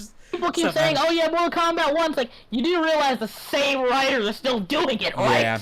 Like I saw the trailer. It, right? I saw the trailer. I was like, this trailer does fuck all for me. It's like, oh, Shang Tsung is back. Oh, we're not gonna make. I guess because you realize that the new character you made in the last game completely just fucked with everything. It's just fucking ass. So you're just gonna use Shang Tsung again. Yeah, I know. Loki. Yeah, Loki gets. I forgot the name of the horse. It's like sport. I'm not good with Norse names, but yeah. It's like an 8-legged horse, and it's like Odin's steed, and like. Oh, Sleipnir. That's Loki's kid. Sleipnir. Yeah, Sleipnir. Yeah, Sleipnir. Yeah, and like its whole thing, but like fucking Jormungandr isn't actually a son. Apparently, it's like the soul of a giant is put inside the. Oh, that's fucking lame as shit. So they don't even do the whole Jormungandr is Loki's kid thing because they were setting that up in 4 clearly. Yeah, and like hell is not even mentioned, or hell. Is what it's called. And like, what was the fucking wolf called? I forgot the wolf's name. How did I forget the wolf's name? No, Skull. Fenrir. Fenrir isn't like actually him either. It's like another wolf that was actually, that to be fair was in Norse mythology. That could like tear through like dimensions and stuff. I think his name was Grum, something like that. And they put like the soul of Atreus's dead wolf pet inside that wolf, and that's Fenrir now. I'm like, okay. Okay. All right, let's get to the. It's so stupid. It's so dumb. Much against both of you going into this. The entire internet said, Wings, you never get on a plane. He did get on a plane. He is here. The entire internet said that Boogie wouldn't pass the medicals. He did that, and he is also. I'm actually shocked he passed the medicals because he had the blood cancer thing. You know. He had the what? He has this like blood cancer thing called polycythemia. I think it's how you pronounce it. I think that's. Like I could pull up the Wikipedia thing if you want me to. I'm not gonna pretend like I know. No, it's fine. Angie, don't worry. I genuinely don't care. Yeah, we can. So I'm kind of shocked. I thought for sure the fight wasn't gonna happen just because of that. It's like, bro, you literally have a blood cancer. Like, is this really a good idea? On top of, obviously his weight and everything. Oh, here. And his age too, because isn't Boogie like 50 something? I think. Hang on. I don't know how old Boogie is. I think Boogie's like 50 something by now. I think he's like in his 40s at least. Hold up. How old is he? I'm about to look it up. I thought he was going in. I thought he was 50 or about to be 50. Let me see. Oh, he's 48. Okay, he's 48. Okay. Okay. I thought he was. 48. Oh shit. I thought he was 50 something by now. That guy's got blood cancer. He died. Yeah, it's called like polycythemia. I'm probably butchering the pronunciation of it. Hell, my god, Angry Joe's almost 40 years old. He's 38. Damn. Damn. Everybody's getting old. Boogie 290. Yeah, round of applause. This is 800 pounds in one ring. Boogie, why did you? Yeah, because like PewDiePie, Felix, and Jacksepticeye, they're all 33. I didn't know they were all exactly the same age. Honestly. Damn, I didn't know that either. Damn. Different with your career and take on a fight like this? Well, first, I just want to say to Jordy, thank you for taking on this 1v1. I know you're not a big fan of him. Thanks for coming out of retirement to do that. I mean, you say this, but I've never backed down from a 1v1. Okay, yeah. All right. But I just wanted to say that, honestly, I kind of needed the money. If I had not done this fight, I might have ended up living in my car. But at least you and I would both have houses with wheels on it, Jordy, so that we had that in common. At least my house is paid for, but I ain't gonna lie, Wings had a better comeback for that. Had a good comeback. At least my house is paid for. That was a good burn. To quote that one Family Guy joke, guys, children, you're both just awful. You're both just awful. PewDiePie's only 33 and he already won live. Dude, I know that blows my mind that he's only 33. I don't know why in my brain I thought he was older than that. I don't know why. I know. He's still relative, like, and imagine young. this, he's in good shape, he has a beautiful wife, he has a kid on the way, he's living winning. his best life in Japan, and he's literally has enough money to burn. He is a millionaire. He is set for life. It's astonishing. Like PewDiePie is the good YouTuber ending. He's the golden YouTuber ending. Yeah, the dorky guy from Sweden is absolutely winning right now. Like he is unironically the Chad meme. Yeah, he is the Chad meme. Unironically He even has the jawline of like the Chad meme. It's funny. He even got that jawline. Like, I ain't even trying to make a joke. Edgy, if one day we both reach 1 million subscribers, we'll box each other. Guys, in the comments, write this down right now. I am going to work hard to get to 1 million subscribers, and I will help Edgy get to 1 million subscribers. And we both do. We will meet up, and we will have a boxing match. I promise. Yeah, you know what? Fuck it. Yeah. We'll get like the composers from like them Studio Trigger movies that just make fight themes for both of us. Get the fucking Kill a Kill theme. Don't lose your way. Play in the background. I know it's not fucking, but you'll never see it come. Yeah, that or get the theme of Persona 3 Mass Destruction playing in the background. Fuck it, that'd be so. Atlas would never let us do that. That would be so fucking funny. Atlas would be like, no, the fuck you're not using that. Be honest with you, man. All right. He reached out to me not too long ago, and he's like, dude, let me pay you to get fit. Let me pay you to change your life. Let me pay you to get your ass out of your rut of misery that you created for yourself. And I took him up on the opportunity, man. And it's taken 6 years after my bypass surgery to get to this point. It's taken, I cannot tell you how much therapy, how many psychedelics. Bro, can someone hold the camera steady? It's like shaking. Like, is it mounted on something? Like, I'm not trying to be a dick, but yeah, man. Like, fuck. It's kind of funny. I mentioned weight loss surgery, and they both had weight loss surgery, and they both beat the surgery. They both beat the surgery. Like, goddamn. To this point. That reminds me, I gotta play Persona 5. I gotta finish Persona 5. Hey, dude, I've been playing it on PC, and I'm about to get to what's his name, Kanashiro's Palace. I think I'm under level because I kind of just like I think I did Madarame's. Which one is Kanashiro's again? The bank one. The bank one. The bank. Okay. Yeah. Yeah, I'd like to go one Persona 5 villain without, them being a sexual deviant, but what can I say? I know. It's you can't really avoid it. Either you work for me, or you become a sex slave, just like your sister will too. I'm like, okay, someone enjoyed writing this dialogue a little too much. Okay. It's like a Kamoshida was one thing, but it's like, bruh. I got a dom fetish.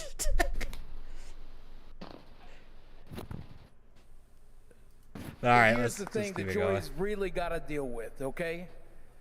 He might win by decision, but there's no way he's putting me on my ass. I can promise you that. I've taken worse beatings when I was 8. This statement kind of aged like fine wine. Sort of, or actually the reverse, because I thought it aged like cottage cheese on the sidewalk. You're right, it aged like cottage cheese on the sidewalk. Fuck it, I think the booze is hitting me a little bit now. Yeah, you're right. It's the reverse, because Boogie didn't. Let's start this way. Wings. Spoiler alert. Wings was throwing hands. Boogie was not. I've seen a flight of stairs on you beating today. I don't think no offense to Boogie, but I don't think he's actually been in a fight before. I don't think he has. I genuinely don't think he has. And I'm gonna fast forward to the part. Is it in this? This part right here was very telling. And the minute I saw this, I was like, okay, I think I know who's gonna win this. He ain't going by himself now. Where's Chip? We need Chip. There was a race to the center. Wings won that. In the middle.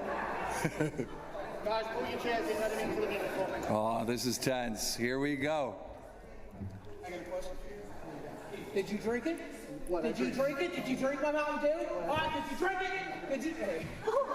That's what I wanted to highlight. You see how Boogie pushed him multiple times and Wings barely moved and Wings barely moves back and Boogie actually gets knocked back. Like when I saw that, it's like, oh, Boogie's gonna lose this.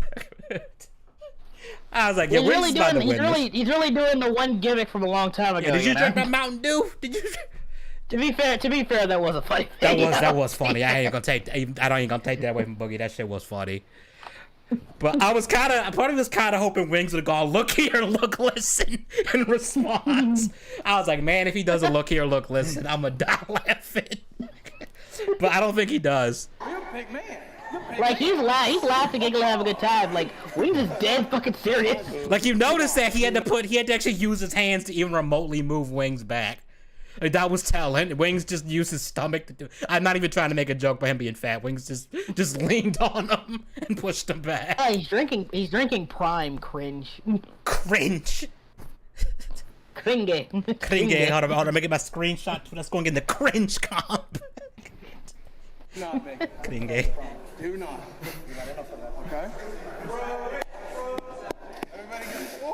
okay? Wow. Like even if you're doing a bit, like man. I mean, to be fair, it's a shout out to classic wrestling. I know. Like they just spit the water in their face and stuff.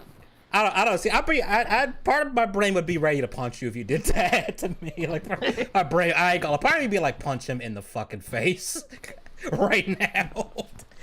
Again, remember Jordy, like Wings was at one point in good shape. He was. Used to exercise. Like I think in high school, he actually said he used to be like athletic. So some of that is still there.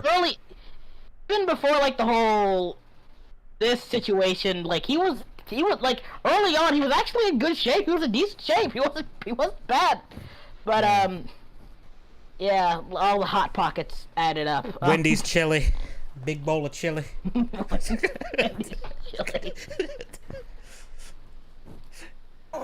white chili, guys. It's healthier. Come on. You can kind of see, like, he's smiling, but you can see Wings is actually kind of pissed about that. Starts off. Like, you can see it in his face. Oh my god. Every day. Prime has a lot of potassium, but it lacks most useful electrolytes. Really? I can't stand Keemstar. I'm sorry. I can't stand Keemstar. Yeah. Like, I'm not even gonna get into it. I'm not gonna get into it. I have actual fans out there. You know who watches you? People watch you to laugh. That's who watches you. I have actual fans in this audience right now. Okay. Where are the sponsors at? Huh? I mean, people watch you for the same reason. I'm about to say people watch you for both of you for the same reason to mostly laugh at you. I mean, you used to actually make content people like intentionally laugh at, but now people laugh at you because you blew all your money on a fucking crypto scam. Yeah, and then you were crying about it to your fans, which was the worst thing. I was like, bruh, why is this my concern? To be fair, Wings. The only thing they have in common is they're fat lolcows. That's really it. That's the main reason they're fighting. But in terms of actual content, Boogie does actually win, I guess, because he did make genuine content people liked it. He was huge, while Wings has always been relatively niche. I'd say, unless you're into fucking. Unless you have to look up a video to know what about Wings. You probably saw down the rabbit hole video, and then you heard about Wings, and then you watch him just start making fun of him. That's you probably seen the infamous clip of I just can't do it. I can't take this shit no more, man. I can't take this shit no more, gosh. Look here, listen. Appearing offline does not fucking stop it. Hang on. I gotta show you something. Hang on. All right, that's what you probably know Wings for. Either that or you watched Liquid Richard's videos where he does the music shit with clips from Wings. That shit is still fucking funny, which I hope that guy come back at some point. Because he was supposed to be doing an album with low tier God, but then he stopped, and I have no idea why. Hang on, let me show you It's fucking hilarious. You gotta show it on stream. I'm sorry. Alright. Oh, nah. Come on, dude. You gotta show Oh, it. nah. Come on. Fucking away. What is this shit? Is there sound? Oh.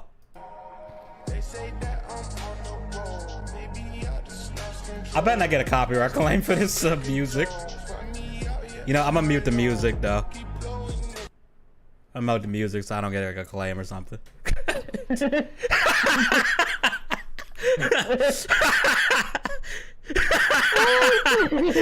damn!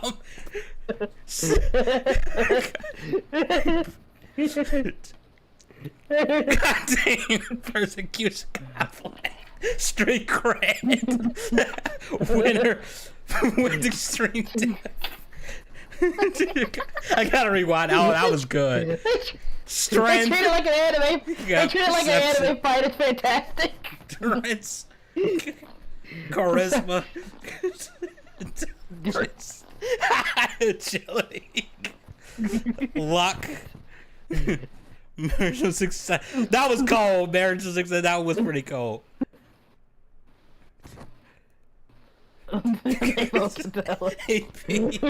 Self-loathing.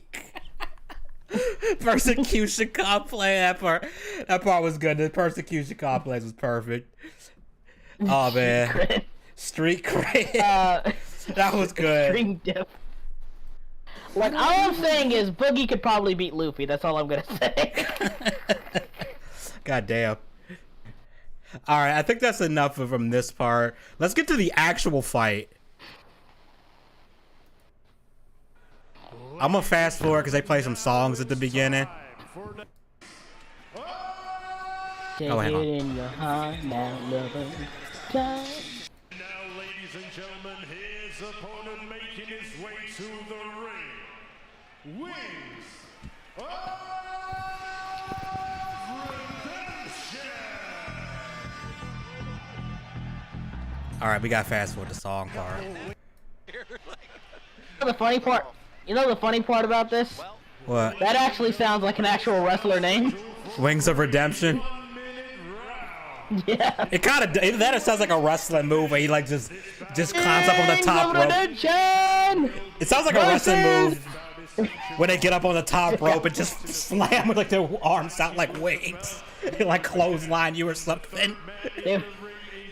Hey, imagine versus The Undertaker. I think we know who'd win that.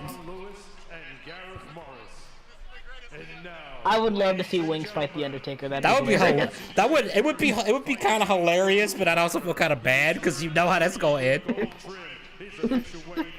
I mean, like Undertaker's in his, I think he's in his 60s now. Is And he? he can still kick ass, to be fair. Damn. He's old, dude. He's been around for a while. From the state of obesity. Wait, what? Go back. That's what Noob said in the chat. From the state of obesity. I gotta hear the weight. Hold up. He is wearing the green with gold trim. His official weight of 391.6 pounds.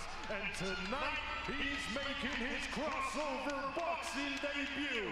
Hailing from Fayetteville, Arkansas, the Fattyville. Oh, it's Fayetteville. Oh, I thought that was a joke. My bad. Nah, Fayetteville.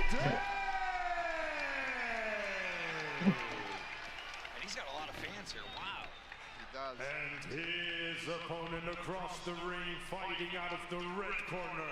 He is wearing the red and black. His official weight of 404.2 pounds. And tonight, he is also making his crossover boxing debut. Hailing from Conway, South Carolina, Jordan, the legendary gamer, known as Wings. I swear Conway sounds like a made up like place that like you have some like villain character come from. Like some criminal character called Conway Prison. He looks so angry and miserable. Yeah, he really does look like he wanted to just beat the shit out of He does not look like he wants to be here. Nah.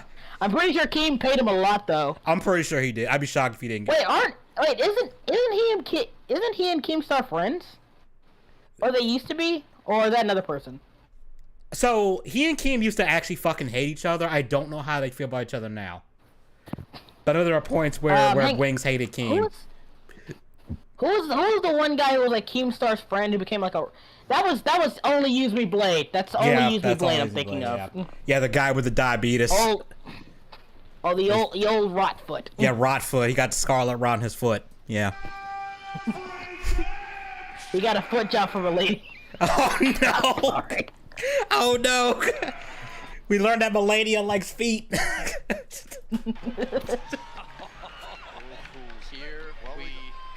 we go. We got Paul Bamber in the corner of Wings. I remember King was on Psychos. He said something like he paid him $10K for the boxing. I mean, look, $10K is $10K. That's you know, that's. I mean, yeah, $10K is $10K. $10K is $10K. Like, it's like holy shit. And that's just, you don't have to win either. Yeah, and you don't even have to win either. You just have to show up. Yeah, just like Edgy, I'd be like, "Hey, you want to earn $10,000? Punch me in the face. I'll go down in first round." Yeah, I'd be like, "Shit, all right, let's."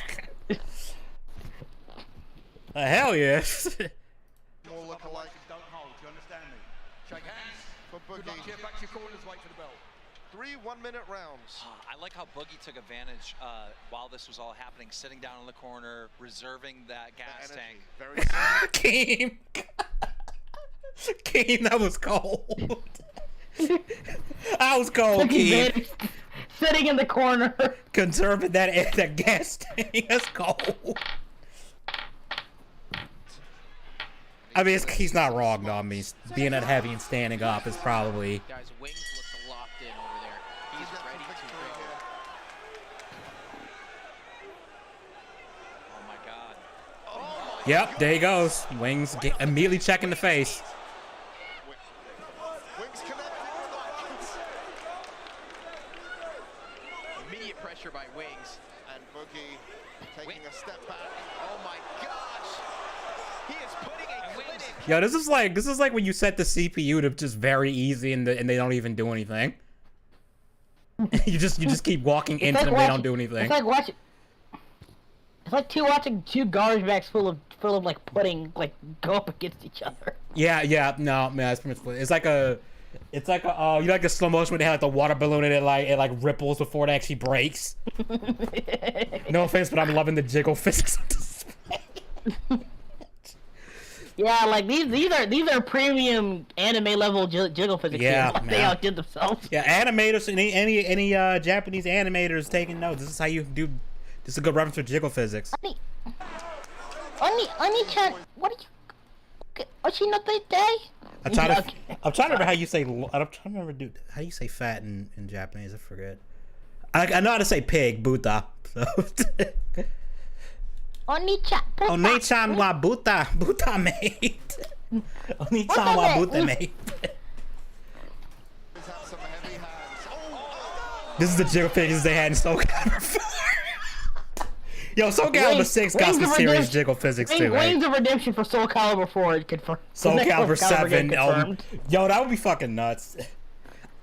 You know what? I'm genuinely surprised it hasn't been in the Soul Calibur game yet. I'm kind of shocked they haven't been. Either Cloud or Sephiroth from Final Fantasy. I'm shocked neither one of them have been in a Soul Calibur game yet. I mean, it's usually like a fucking copyright, you know what I mean, issue like that. Bro, they got freaking Darth Vader and Yoda in Soul Calibur 4. And The Apprentice. Soul Calibur, despite Soul Calibur tends to lean towards more Western properties anyway, which is kind of weird, but still. Yeah, they did. I mean, think about it. Spawn, fucking. The only one I can think of off the top of my head is Link. No, they've added. They had Link. They had Heihachi from Tekken. They had They did have Ezio. They had oh no, wait, no, that is. They had 2B from Nier, which she was DLC, which she kind of broke the game. I think they did eventually nerf her. Yeah, like I'm not saying like out of all the fighting games, the only other game that came close to like having more Western properties is that and Mortal Kombat. Yeah. Yeah, that's true. You know what would have been great? We've talked about this before. You know what would be great for Mortal Kombat? Fucking Shredder. The fucking Shredder would be perfect for Mortal Kombat. I mean, they had the Ninja Turtles and freaking Injustice 2. They might as well just go ahead and put Shredder in one of their games. You know something else cool? They also had I remember that one time Battletoads was in Killer Instinct. Nah. Killer Instinct, yeah, that was kind of cool. He just had to show up. Yeah, they had fucking Arbiter and General Rom in there, and then you just had Battletoads in there. I was like, oh shit. And I mean, if you had like a Arkham Asylum type beat 'em up with the Battletoads, that'd be fucking awesome. I'm not gonna lie. Yeah, it would. They need Earthworm Jim and Mortal Kombat. That would kind of work. That would be hilarious. We need Ultra Instinct Shaggy in a Mortal Kombat. We need it. Like he just grab his worm head and drag you over. Get over here! Get over here! Yeah, no, that would be funny. I like how the ref is already having to step in. And ladies and gentlemen, this is how they arrived on those mark cards. They're in the rascal from the little thing at the bottom. No. I like how his shorts are falling off. Boogie won that one at least. Nigga, we got you a double, triple, extra large. How are they still falling off? I like how the guy even said that's as tight as they'll go. Has been saved by the shorts. The shorts kept. You know what? I can kind of relate to this now because I started losing weight and now like half my clothes don't fit. Like I'll be wearing shorts and I'll be going down the steps like these shorts are about to fall off my ass and this is as tight as I can have them. I gotta get new clothes. Yeah. Falling. This could have been a strategy by Boogie. Imagine. He's lost some weight probably training for this fight. It looks like they're taping him up, taping those shorts. I'm just thinking of movies where like the female character, like the female actresses, they have like those outfits that's like their ass was probably coming out of that shit if they didn't tape it down. Like, that's what this reminds me of. You know, it'd be funny if it was like Rocky, where he's like in the corner, and he's like trying to get his stuff back up. Like, I can't do it. And he's like, you gotta keep doing it. And it's like, you know how he cuts open his eye in like Rocky. Instead, he just gives him a donut. Adrian! You know how you say in boxing they had like the oranges instead of biting into the orange, he's biting into a donut and it just spits it out. It's like another one. And gets up and back into the ring. Single full moon, Boogie night. Yeah, and it looks like they're taping him up here. Taping his pants to him. This is what I like to see. They should not be coming off after. You know, it was a fight I would love to see. Like, obviously, just like we're talking about YouTubers he fighting. He looks so serious. Holy shit. He does. You know, I would love to see YouTubers like fight, like, even if it was jokingly. I want to see PewDiePie and Markiplier fight, just like in a boxing thing. Like, I just think that would be fun. Because both of them are in shape too, so you would actually get a good fight out of that.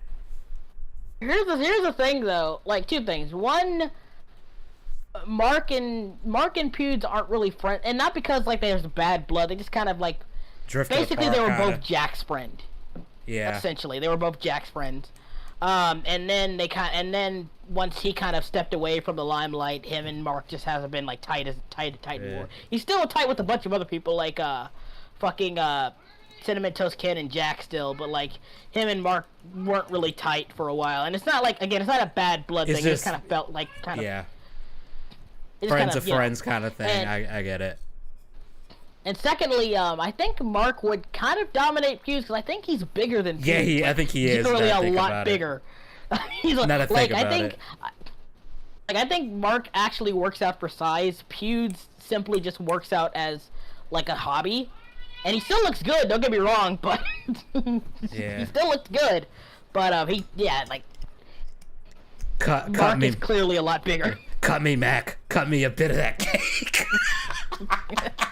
God damn it. I'm getting heavy TF2 vibes from Wings right now. Kinda, yeah, he has the head shape of the heavy from TF2. Kinda.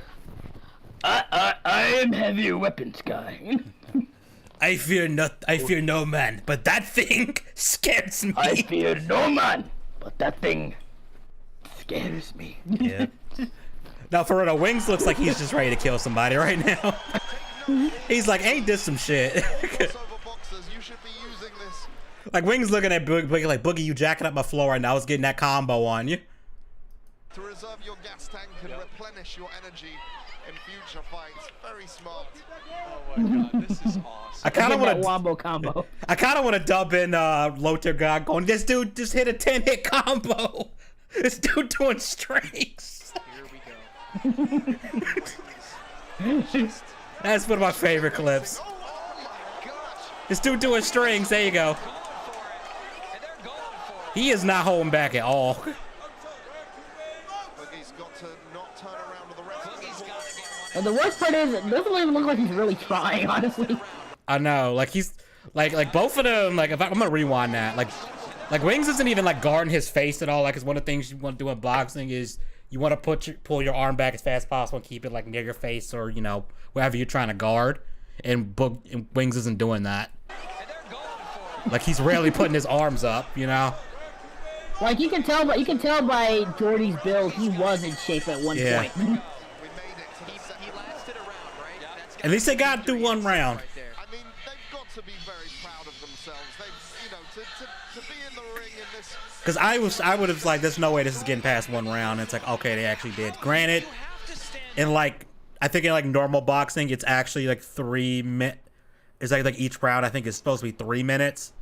In this case, it's 1 minute per round. Actually, Edgy, I gotta call it here. My mom needs me, and it's getting pretty late. Yeah, I think. I'll talk to you later. All right, man. All right, I'll talk to you later. And applaud the fact that we are in round 2. I know. So, yeah, I'll talk to you later, Slab. See you later, man. All right, I'll see you later. All right, I guess Slem's out, but there's still like 2 more videos because I'm gonna get to their reactions to this because I think it's pretty interesting how different their reactions to this fight are. But yeah, Wings was just battering him at this point. It's like an eternity, and especially with these guys, right? So the fact that we're in round 2 is just like, I don't think Boogie was expecting Wings to hit him like that. It was a lot longer for Boogie than it was for Wings. That's for damn sure. All right, let's fast forward to when they actually start again. Punch in. Oop. Boogie's got to face him. There we go. He's just walking into the punches there. At least he's throwing a couple. Okay, I gotta amend my previous statement. Boogie does throw some hands here, but I'm surprised the ring didn't break yet. No. Standing 8. There we go. That's the right call there. Absolutely. You can tell Boogie's looking like he's. There it is. That was the right call from the ref. That was the right call from the ref.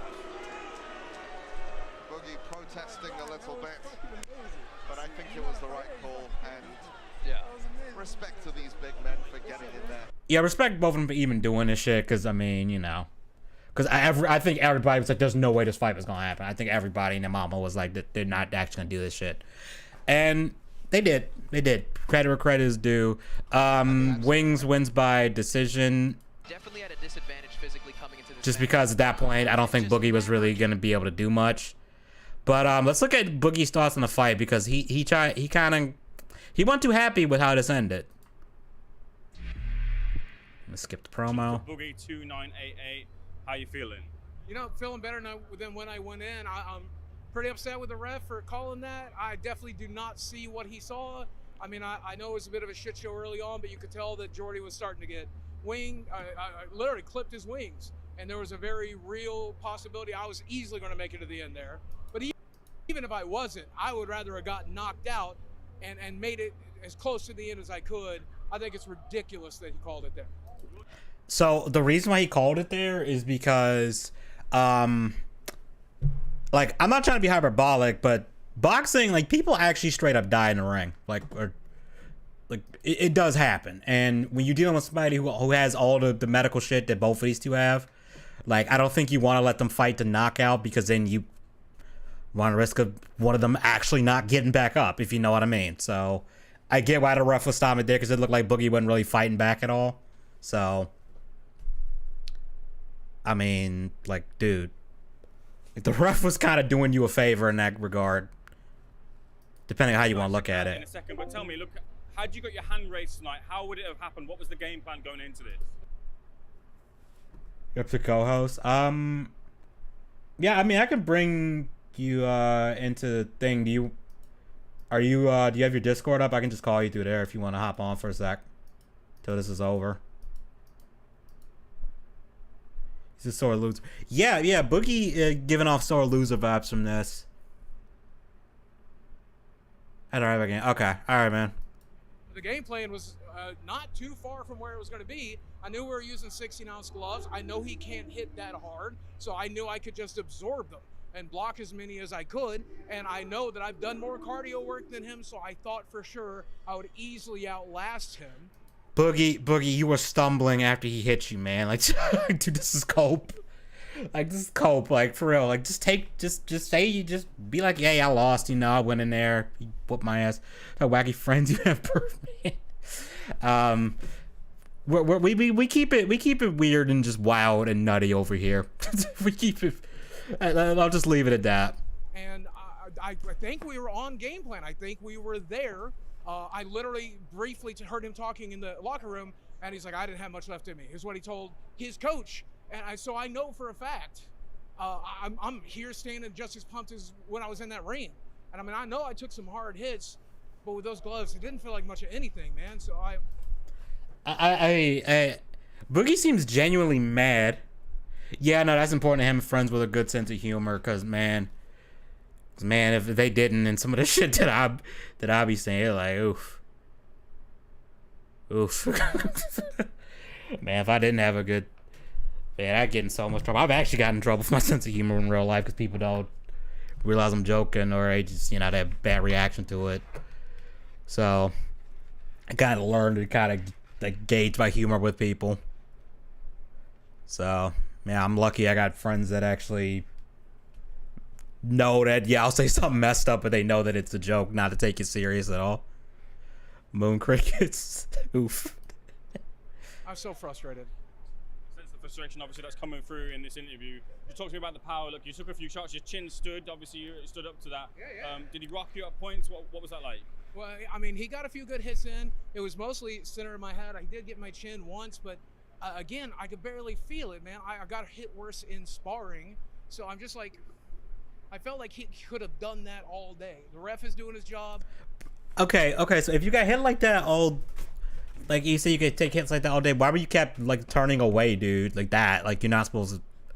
Like, you can block, but you're not. I don't think you're allowed to, like, turn your back to the person who's like, throwing jabs or something like that. Yeah, he's a sore loser. Like that's the point I'm trying to get at here. He's such a sore loser about this. Maybe he saw something I didn't see, but honestly, if I'm being genuine though, I'm pretty proud of Jordy.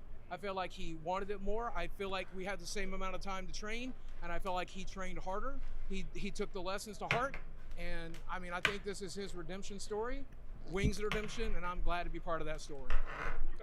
See, if he had just said that, like, that would have been cool, just be like, Wings, we had the same amount of training time, Wings trained harder, he wanted this more, and, like, he just said that, and that was the whole takeaway from this, then it would have been fine. I actually would have had more respect for him for that, because it's like, all right, you acknowledge you got your ass kicked, it's fine.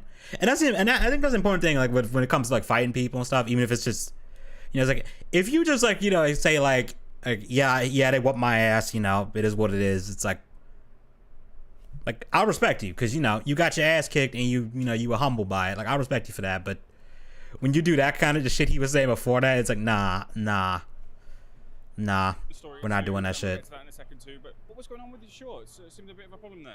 We just got them in. We had to get them altered. I mean, you got to remember, I only had 6 weeks left to prepare, and they don't make a lot of 5X pants, right? So we had to get them altered. and they were just too loose. I had boxed in them a little bit the night before, but there was very different when you're in the ring and you're actually sweating underneath all those lights. So they started to slide, and the ref decided to hit the pause button. And I always wanted to do whatever it took just to get back in the fight, so we just taped it right back up. He must have Wings was using hacks. Yeah, he was cracking the Matrix. Wings was cracking the Matrix, man. Wings is Neo reincarnated after he let himself go after the Matrix Resurrections. We don't talk about that movie. That movie was ass. And I say this as someone who actually liked the second and third Matrix movie. Goddamn, was Resurrections some ass. Afterwards, what did you say to him? Holy good shit. job, man. Like, he really clocked me a few times, and I was really proud of him. And I know we've talked about maybe working together again in the future, whether it's a fight or whether it's a podcast or a show or streaming together, whatever it is, man. I'm just so proud of the guy. He really is. He's really killing it, man. Okay, I'll put a happy link with this now. All performance, right. And I'm also happy with mine. I train in jiu-jitsu and karate, and I've gotten my ass handed to me a number of times until violence course comes to the territory. All you can do is take on chin to get back. Yeah, pretty much. Yeah, but that's really all you can do.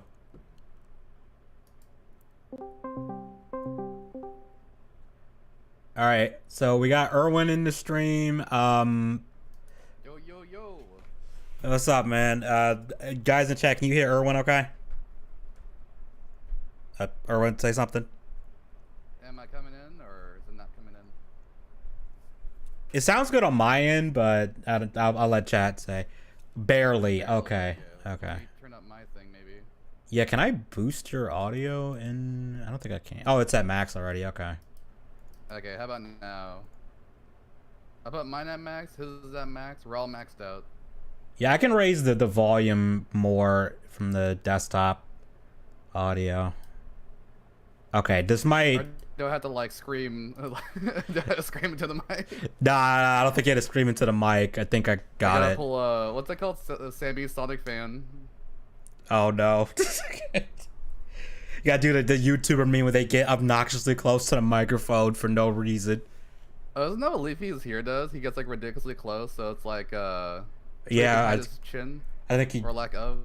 Well, no, that's like when he did like face cam stuff. He always had like his hand covered his chin, and everybody would make fun of his chin. And Idubbz made fun of that. I remember this one commentary, not really commentary, but he did like he would do like meme songs. He did a cover of "Crawling in My Skin" that was covering my chin as a diss against Leaf. He's like covering my chin. I was busting out laughing like, man, I like Levy, but damn, that was funny as fuck. It's surprising to hear that Leafy is still alive. Like, you know, after his dick pics got revealed and probably a bunghole pic got revealed here and there. Oh shit, I didn't even know about that part. I just do. The dick pics? You didn't know about that? that? I didn't know about that. You gotta get with the times, guy. Yeah, I guess. He's the information guy. No, it's supposed to be fake. I didn't know that one. The Wachowskis. The Penguin News Network, and you're not up to snuff with the dick pic news. I know. I'm terrible to be right. That new the Wachowskis are truly trans because after women becoming women, they lost their ability to make movies. God damn. All right, that's actually really true. I mean, facts. Yeah, it went downhill after the Matrix. Let's be real. FAX facts. Yeah. Like the last movie they made that I kind of liked just because of how bad shit it was Speed Racer, because it was like, we're gonna do a live action anime. Yeah, that was the Wachowskis. Yeah, they were like, we're gonna do a live action anime. I don't know why, but my brain was always telling me that was Guillermo del Toro who did it. Nah. And now I find out it's the Wachowskis. Nah, that was the Wachowskis. That shit was crazy. That was the craziest just movie. It's like they say we're gonna make a live action anime and we're gonna go all in for crazy cuts, over the top like camera angles and shit. That was the offensive alarm going off. Uh oh, we about to get canceled. Oh dear. Yeah, so you know, I think this video is pretty much done though. I don't think he says too much else in here. Oh, we didn't get to the best part where I don't know. I actually didn't see this video. I don't know anything about this one. Yeah, all I know is that they had a fight. Keemstar was talking about it with side scrollers. He did it like twice, where he talked with side scrollers about. First, he was talking before the fight, then he was talking after the fight, and after the fight, he said that he was worried they're gonna have heart attacks because they're old and they're fat. And I'm like, yeah, that's a really like hardcore fear. Like the whole time he's doing commentary, he's like shaking and like praying that they don't die and like just keel over and knock down the whole ring and bring everybody down with them, you know? Yeah, there was a this is well, I don't know if I can call him small. I don't know if I. Well, okay. He's small, like, you know, in terms of, like, he's probably, how many subs does Ex Mortis have now? How many subs? I'm subbed to this guy. How many? Mortis. Oh, if I haven't heard of him, he's probably small. Oh, okay, he has 18K subs. Oh wow, he's higher than I thought. He's bigger than you. Yeah, he's way bigger. Small when they're bigger than you. Yeah, that's why I said I don't know if I can call him small anymore. But he does a lot of DSP like documentary stuff. But he did one on Wings versus Boogie before the fight, and he brought up this fight between Kimbo Slice and some other guy. And Kimbo Slice was, you know, actual like serious fighter, but he's older now, and he and his opponent got into the ring. They were both kind of past their prime. And one of the dudes keeled over in the ring, and it wasn't just from exhaustion. Apparently, the dude had kidney failure and like a heart attack in the middle of the fight. He lived, but you know, it's like, bro, these are people that aren't even fat. During the ring. I mean, he kind of he died like during the fight, but it's like he had kidney failure, he had a heart attack, but he survived. It's like, okay. Yeah, no, like that's the thing. Now I was like, did he die? And then Max Moore's like, no, he did live. He's alive, but he had a ray gun, so somebody revived him in the ring. Yeah, I don't. But the fact is, like, if I can, I'm gonna pull up the clip of when he talks about it. If I can find it in here. Right, so, who's your favorite like fighter? Wings, Boogie, or Uwe Boll?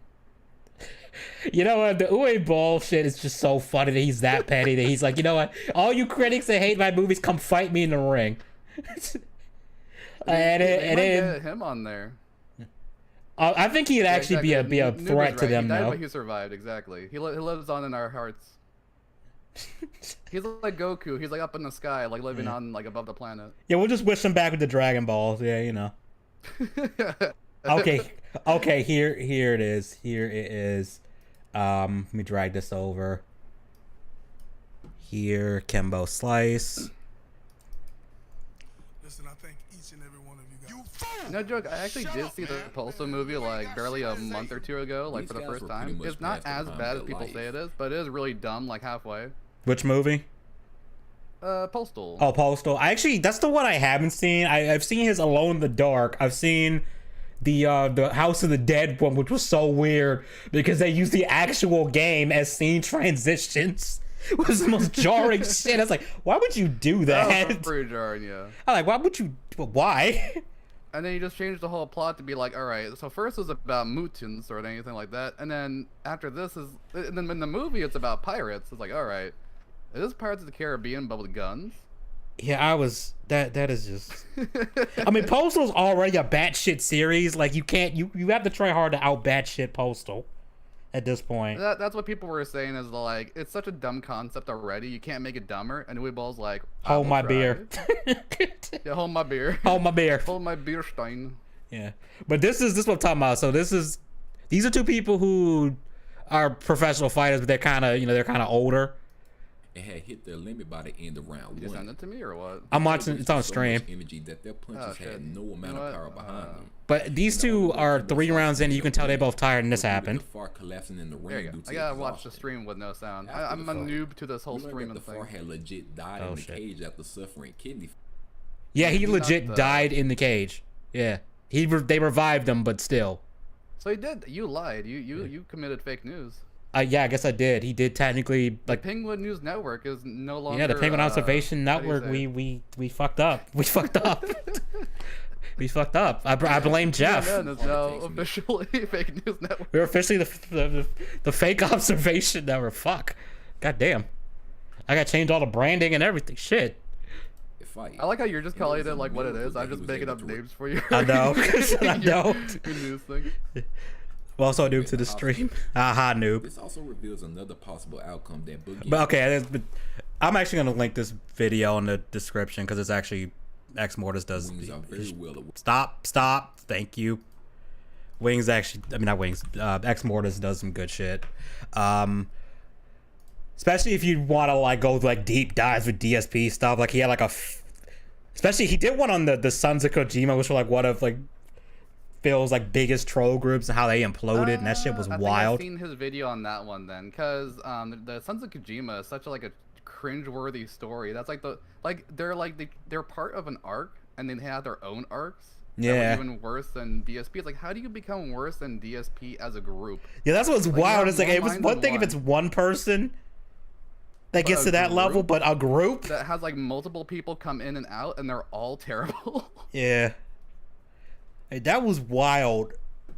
His video on that was really good. That one guy, what's it called? Secret Limited, who does like the super crazy, like hyper edited stuff. Like he had one of his like worst of DSP, like top 10 moments, and he did one just entirely to like Kojima, like the fall of Sons of Kojima. And it actually was kind of sad because they were talking about one of the people in the group that died of cancer, and like the leader of the group was like doxing her and shit. And like finding her obituary and stuff.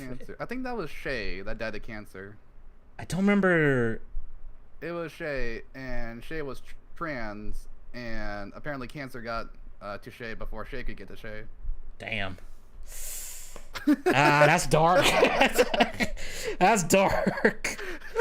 Holy shit! I didn't even know they were trans. I just knew that they had died of cancer. That's all I.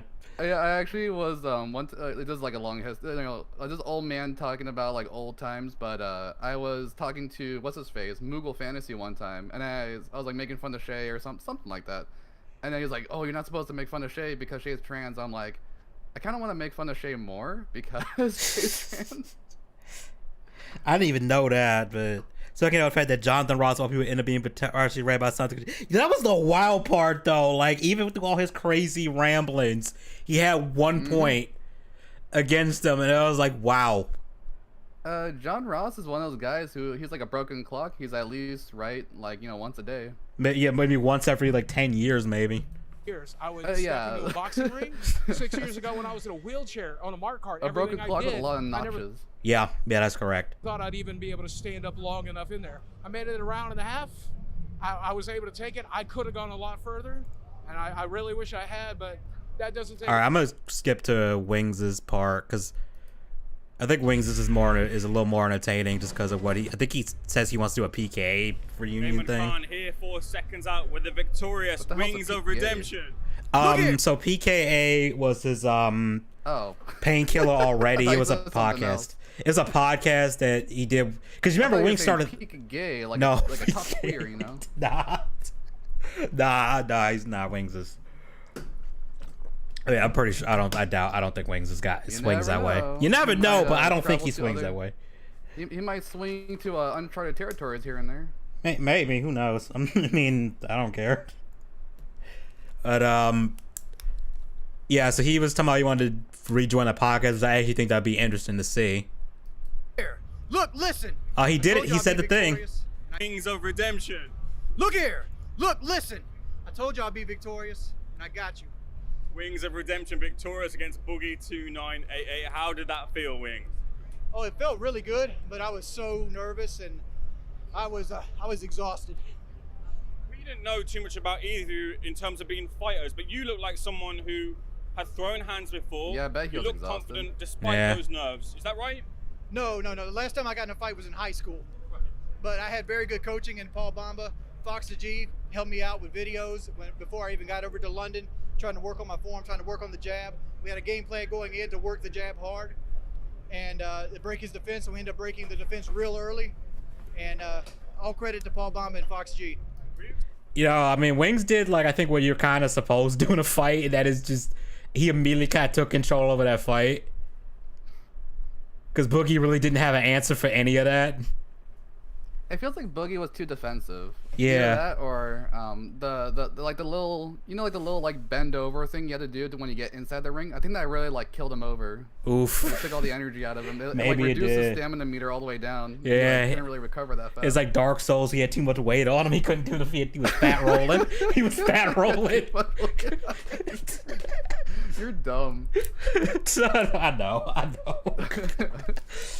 That's like the dumbest shit. Increase his endurance stat a little bit more. Yeah. He gotta level up vigor too, so he can take Wings punches a bit more. But you could tell. I think Boogie was too defensive. I just think Boogie was surprised that Wings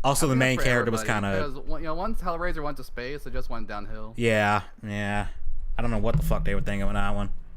I think there's one where he's like in the internet too, and he's like going around the internet like destroying web pages, knocking over like icons. I know there's one where it's like that's a video game where like they put the lament configuration in a video game or some shit, and it's weird because they got freaking Henry Cavill in that one, like a young Henry Cavill in that movie. It's like, oh, this is weird. This is weird now. It's like we have Geralt and Superman in a Hellraiser movie. That's like when Angelina Jolie was in Cyborg 2. Wait, she was in that? Oh, my man, she was in Cyborg 2 and Naked as a teenager. Oh, okay. That's just people. Let's move on. Fuck, let's move on. I know my lore. Oh shit! You back in the ring. You look like you're comfortable in there. We've got to see you back. Like I said, I'm going to have to touch that base at a later date because it's not just me in the ring, it's me and my wife. And it's something we have to discuss as a couple because, like, she's just as much in that ring as I am. What did you think of his fight? He did awesome. I'm so proud of him. She looks like she doesn't want to be there. To be fair, that could just be nerves. Being in front of a camera. Probably just, maybe not nervous. Maybe just kind of like, oh my god, my husband's always embarrassing me online, now on TV. Jordy, stop. Why can't he just get a normal job, like a truck driver? Or Yeah, like a desk job, you know.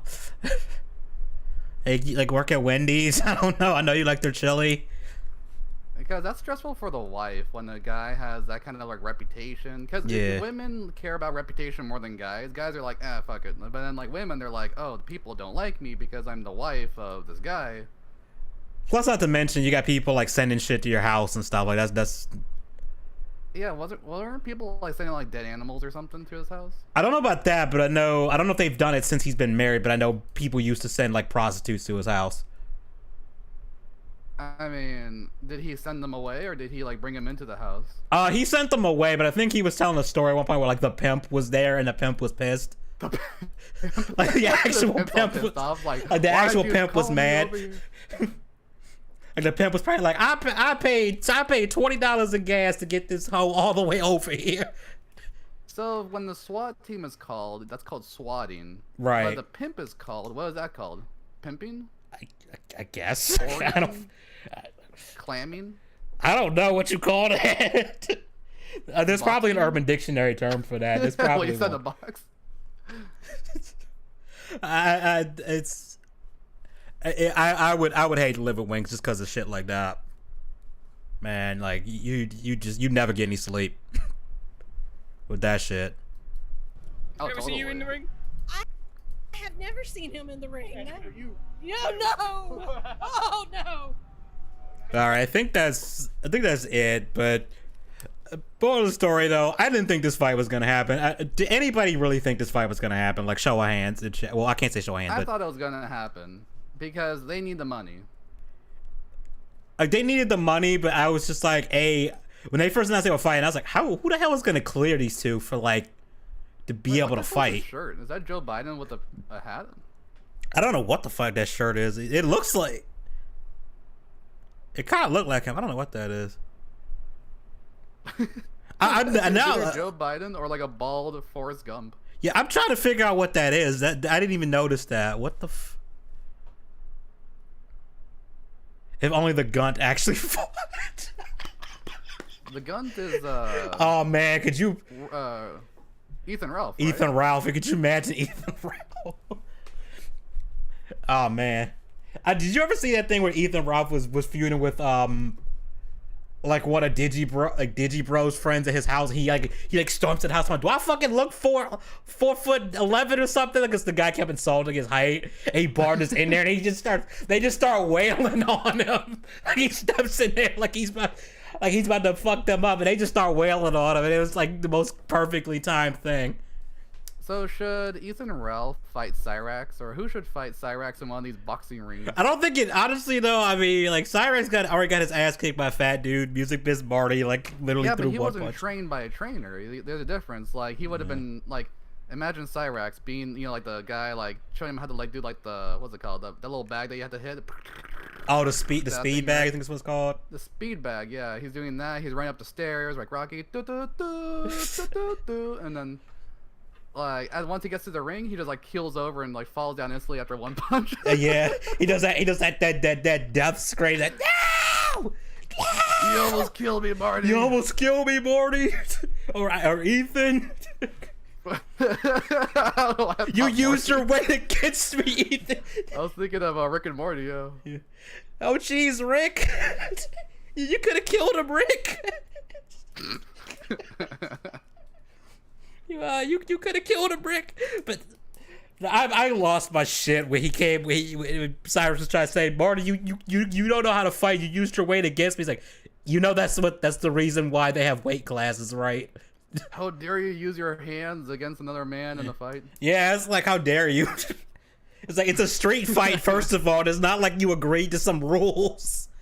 Like, he's not allowed to hit below the belt or something. 99% of the time, I'm on Cyrex's side. I'm one of those big-time supporters of Cyrex. I donate to his streams every day. I'm with his Patreon. If that motherfucker has a Patreon, you know damn well. I lost a little bit of faith in him. You know damn well William Glory Hole would have got that shit shut the fuck down. I started to think I'm a little bit what do you call it, bamboozled. Yeah, a little hoodwinked and bamboozled. I'm a little bit hoodwinked. He talks very big, but when I see him in action in the fight, I'm starting to lose my faith in him. Yeah, I know what you mean. Yeah, after he ran up, after he was talking all that shit about how he grew up fighting and stuff, how he was gonna beat Marty's ass, and he just didn't even get a hit in. From the street, thug life, straight out of Compton. Yeah, he earned the title of the King of Akron, Ohio, and then he down in one punch. Like, man, I don't know. Did you hear his diss track he made? Did you hear the diss track he made after that? Like, he does this shit. The guy uses weight. It wasn't fair. Yeah, it wasn't fair. Nothing I could do. It's the lag. Boogie should have used his weight. Nope. We're not even gonna joke about that, man. That's cursed. That's cursed. Not necessarily a supporter, but I do look for the leaks of that one. You know. You gotta have a strong stomach for that shit. Some things are a little immoral. Like once you start supporting the OnlyFans, that's where I draw the line. I will continue doing the Patreon, and I'll continue doing the streams. Yeah, continue. I don't know what Kick's equivalent of super chats are, because I don't fucking use Kick. I have no idea what that is. I'm a Cyrex supporter, not an immoral heathen. Okay. Yeah. It's like, come on, guys. Like, we have some standards here. We have some. They're almost non-existent, but they're there. That's for the record. I don't care. I don't care about Cyrex at all. I'm not a supporter at all. Yeah, for the record, he is being 100% sarcastic. Don't quote me, okay? Yeah, William Glory Hole, stand the fuck down. That was a joke. If you don't know who William is, if he even catches whiff that someone supports Cyrex, he will have them doxxed. He's not playing around with that shit. That's like with the whole DSP thing, where anybody, like, now there's this guy called Jinx, and he's like giving him money, and everyone tries to dox him and figure out who he is, and they're like, oh, he has all these alt accounts, and it's actually DSP the whole time. But like, people are just making all these conspiracy theories for anybody who supports him. That's hilarious. And I'm just like, who the hell cares? This guy, like, yeah, sure, he's like, you know, causing trouble online, and he's always lying, and he's fascinating. But why do people care so much about who's supporting him when it's going to be anybody, anytime, anywhere? Yeah. You know? I mean, at the end of the day, like, you can't stop a fool from spending their money, like, you know, unless, like... That's true, yeah. Like, you're not gonna stop people from giving them money like that. Like, you can tell them why they shouldn't, but at the end of the day, you can't really stop them. Like, the amount of energy they're putting into finding out who's giving Phil money, they should be using that energy to figure out, like, who's sending money to, I don't know, like, terrorist or something. I know. Something that's useful. I like the people got like a hold of his like credit card shit, and they broke down like what he was spending it all on, and it was like freaking booze and found what's his name? They found Shia LaBeouf. Yeah, that he will not divide us. Autism power to find Osama bin Laden. Yeah, I'm like, god damn, like internet, what are we doing? Like y'all are, like y'all gotta redirect some of that shit. Use your autism for the good. Yeah. With great power comes great responsibility, what, right? Spider-Man said in Spider-Man 3, use your autism for good. With great autism comes great responsibility. Great autism comes great responsibility. God damn. Gotta resist the read. The temptation of the read. Lest you become like Jonathan Ross. You either live... yeah. I actually had a variation of this for Idubbz. You either die based or you live long enough to see yourself become the soy. There you go. There you go. Because Idubbz, man, that is You either just... die... I can't get it out. You either die as a school shooter or you live long enough to be on Kiwi Farm. Oh, god damn. Yeah, man. Yeah. It's so funny to me when people try to like fight Kiwi Farms and it's like, bruh, you're not. Just take the L. Like, just take the L. I honestly don't know what they're fighting against a lot of times. It's like people find out something about them and they want to fight them because something was revealed. It's like, well, then don't get things revealed and don't do the thing in the first place. Exactly. It's like being offended because you told people that I did this thing when I did it. It's like, how's that even an argument? The one thing I do think some people do have a point about is that sometimes, like, well, I don't know if it's technically doxing if like you take like someone else's account and then link the two. I don't know if that's technically considered doxing. Some people do.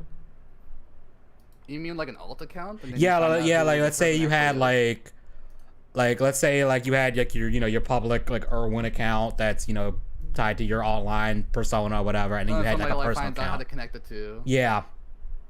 And prove that both of these accounts are you. Like some people consider that like doxing. I don't know if and some people don't like that aspect of it, or figuring out where somebody lives.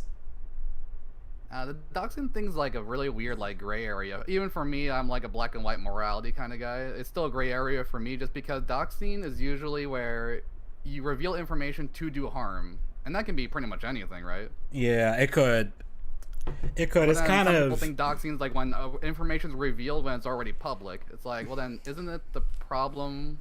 Isn't that like the fault of the person who revealed it themselves? Like they revealed it themselves. It's already public. Like when people have their Facebook information all over the place, right? Like I get it if it's like a case of like the person revealed it on accident and then they tried to like hide it and then people started like reposting it. I guess the whole conversation becomes consent, and that's when it gets like all wishy-washy because like I do consent, I don't consent, what even is consent? Like, you know how it is. Yeah, it's kind of a weird thing. That's why like I remember I've seen people claim they're gonna take people to court for doxing, but it's like, dude, you kind of posted this publicly yourself, so. Sorry for getting philosophical when we're talking about two fat guys shooting each other in the head. Bro, you know how these streams get. They just get on tangents. I mean, we had a freaking Sly Cooper tangent like an hour ago. Like, there's no structure here, really. Like, even when we try to. There should be. There's complete chaos. Yeah, it's more like polite guidelines around here. I have a polite guideline for you. Fix your shit and get some structure. I know. We gotta have like a damn script for the live stream. You gotta get ChatGPT to get us a script in real time. Write down a whole script. That'd be like a fucking book, just like 9-hour live stream. Just like write down a whole script for that. Yep. Just exactly do like a live stream for a pre-live stream where it's just me scripting out what's gonna be said in the live stream. Oh man. Oh no, you know what I am trying to do that for my podcast. I'm trying to do scripted podcasts because I go on tangents just by myself. I'm ridiculous like that. Hey, fuck, I go on tangents and like my videos have times. Sometimes I have to cut it out. It's like, man, just stick to the goddamn script. Back to the point. Back to the point. Idubbz, Wings, and Boogie. Yeah. The Idubbz thing, no, it really just well, that era's already been ended, but it's just like it's the end of that golden era of YouTube where it really was just like pure lawless chaos. Everything was just for fun. So are we now in the Silver Age or the Bronze Age, or I think we're the Dark Age now. The Dark Age. I think we're in the Dark Age. Dude. Yeah. Well, I was gonna say no, I disagree, but you know what? Thinking about it, yeah, we're in this how do you call that? Not a dark age, but it's like when everything gets so authoritarian, you can't actually do anything. And it's like the Great Depression, where like the whole market is so like just completely messed up. Nobody can do anything, and we got like bread lines. Now we have like bread tube lines, you know? Oh yeah. That, and it's like every time I turn that, it's like I notice that like a lot of shit on YouTube is just not like you're not gonna find that fun randomness anymore. A lot of times. And we already had the adpocalypse. We've had several of now those. We're in the residue of the adpocalypse. People are trying to find their little fortresses. This is like in Walking Dead when they're like looking for the governor, and he has his little city, and then there's like the prison. They have their little city thing going on. Yeah, he had Alexandria. I'm shocked I even remember that because I stopped watching after they killed the governor. Like after they killed the governor, I was like, okay, so the rest of the season is just them literally walking. Okay. To be fair, where else can you go with that? Yeah. And, I was just watching this video recently because like I just started watching the show just like barely this month. It's my first time watching it, right? And I was watching this video where the guys explain like everything that went wrong halfway through the season because like the main guy who's in charge of it left, and then they had like some lady who's like the main writer take over. Oh really? And then the show ended, and now they just want to have all these spin-off shows. Yeah, they have like so many spin-offs, and the thing is like none of them seem interesting. Like I remember they had the one that was nobody a prequel. Cares, exactly. They want a movie, nobody cares. They don't even know an idea for the movie. They want Daryl to go to France. It's like nobody cares about France. Yeah. People leave France. I don't know. They had the one with Terry Crews and Olivia Munn, and I was just like, why is this a thing? Is that actually a thing with Terry Crews? Yeah, no, Terry Crews and Olivia Munn have a Walking Dead like spin-off thing, and it literally starts. Terry Crews is like he's like in the car, and then like the like making my way downtown, like that's playing. While oh he's, like, man, that would have been perfect, but nah, because I watched like part of the first episode just randomly at one point, and it starts with him he was a prepper. Once you go outside of this place, you're gonna need a wheelchair. Need a wheelchair. But nah, what actually happened is Terry Crews, he's in a bunker. He's like a doomsday prepper. So he's like a bunker with him and his dog. For you, are you white? Are you a woman? Are you a black man pretending to be a white woman? Okay, yeah. You can stay. Okay, you're cool. Yeah, it was. I think I watched like 20 minutes, and I was just like, why am I watching this? I'm just gonna watch some random shit on YouTube. And then you go on YouTube and you're like, oh, this is shit. And then I don't know what to do anymore. Now my YouTube feed is now just VTuber. It's like I can't understand half of what the fuck you're saying because I don't speak Japanese, but it's like this is way more entertaining than whatever the fuck these streaming services have right now. So yeah, like Noob Next Door has a great point. All the good characters die, and that's because of they want to like shock you, right? Or yeah. Just because the contract ends. And that's what sucks about shows is that they have a contract and they have humans. You can't do the same thing like that with a comic. The comic doesn't have humans that are involved. It's like fictional characters involved, so you can kill them whenever you want, right? Like the worst thing that can happen with a comic is that your lead artist doesn't want to do it anymore. Yeah, I'm not sure if you know anything about writing, but fictional characters die whenever you decide. It's not about contracts. And hell, you can even bring them back depending on the kind of story you're writing. You can bring them back, exactly. Literally just bring them back. Did Todd ruin your feed? Yes, Todd ruined my fucking feed. I keep seeing Corona clips. Todd in Shadows? No, Todd from my channel. Damn fucking weeb. He ruined my recommended feed.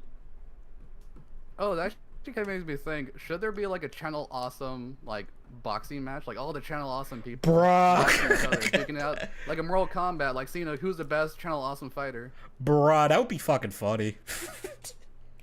The question is, who would? I feel like Spoonie would win that because if Spoonie doesn't take his meds. Cause he's a psycho. Cause like he's got like he goes Dr. Insano on their ass. Yeah, he just goes full Dr. Insano. Like trying to think. Do you know how Tira works in Soul Calibur 6? This is gonna be a weird tangent, but just bear with me. Yeah. When she has like her chaos mode and her like normal mode. Or yeah, that's gonna be that would be Spoonie. Like someone punches him, he goes Dr. Insano for 5 seconds and just starts wailing on him. And he goes, "Don't tell me how to fight," and then he like starts like fighting like even harder. Yep. Oh, Noob Next Door, the author of Fritz the Cat, killed his main character out of spite because he hated the movie. So, damn. Damn, that's some serious hatred. Alright, I always get confused. Is Fritz the cat the one with adult stuff, or is that the black and white cat? Hold on, I'm about to look it up because I'm trying to remember which one. You got me questioning. Talking about, because there's the Fritz the cat and then Felix the cat. I think Felix is a black Fritz and the white cat one. is the adult one. Adult one. Because I remember I was like Saberspark did a video about that, and I was like, what the hell is this? I was like, what the fuck am I watching? And we were doing what's it called? Like reviews on animation videos, or like just like movies in general. And then there's a movie called Fire and Ice, and then it was the same guy who did the movie. He did Fire and Ice, and then we're like trying to talk about that one. And Fritz the cat, maybe you should copy that one for your books, because you got humans, you have anthropomorphic animals, you got sex and gore. I don't know if I go that. Actually, yeah, it's kind of I guess there's a little bit of gore. I guess kind of, or implied gore. I guess. You're missing out on a big, huge industry of sex and gore involving anthropomorphic animals. Yeah, could just go, just be like, just be like we're Zootopia if it was dark. Or like that one anime where like that bunny girl's constantly. Oh, Beastar, yeah, Yeah, Bestiality Star, that's the one. That's good. That's a good parody title, honestly. It's That's a horrible title. It's horrible, but it's horrible. It's so horrible. It's good. You think that somebody's gonna go to the store is like, yeah, let me pick up Bestiality Star. Bestiality. You're gonna get eyeballs on you. I mean, yeah, you are gonna get like, people gonna be like, what the fuck was that? What's Grandma gonna think when she sees it on your shelf? Oh dear. Yeah. You know, it's funny. I've watched the first season of that show, liked it. I still haven't watched the second season yet, and I have like most of the manga digitally, and I've read like a bit of it. Yeah, I watched like the first episode, and I think I was just bored of it. It is something about like predators and then prey, and then like predators eat the prey. Yeah, it's kind of interesting because it's like you kind of think like, how the hell would that actually work? Because the question becomes, what do they eat? If you got wolf people, it's like, what do the wolves eat? They can be, oh yeah, no, that one guy's like a vegan wolf. Well, no, they have like some kind of like I guess that's some kind of like protein substitute thing that they don't actually have to eat like, each other, but there's still some of them out there that want to eat other people because real meat better than fake meat. All right, Edgy, this is a big question, and you need to think very clearly with this one. All right, take as much time as you need. Okay. Should we continue talking about Boogie, or should we talk about big-titted rabbits? You know what? I'm gonna defer this to whoever's left in the stream chat on this one. I'm gonna defer this to them. We're gonna do this as a chat. Chat, don't forget to vote. Yeah, don't forget to vote. This is the one time your vote actually matters. Call 1-800-420-5. Oh, let's see. I was trying to think of like a offensive number, but all I could think is 1488. Oh, yeah, that would be a pretty bad one. That would be a bad one. That'd be a pretty bad one. Okay, this is probably the most cursed poll I've ever done in a stream, but here you go. There you go. Those are your options. Oh, people are voting. People are voting, and it looks like we're tied. Typing away. It's like in the what's that one show? American Idol. Like the people like pull out the little like car phones from under the seat and like start like dialing it away. And they just dial it away. And it's like, bro, you could just have like iPads just like right in front of the seats. They just push a button when it props them, right? Oh, that was like 2003 or something. Like doesn't it still come on though? Back then. Does it? Like, doesn't that shit still? I just remember that from when I was a kid. And like they had like these big giant car phones, and then like they were like, I used to under the seats trying to like vote. This is bad. I used to watch it, but only like till they got past the auditions.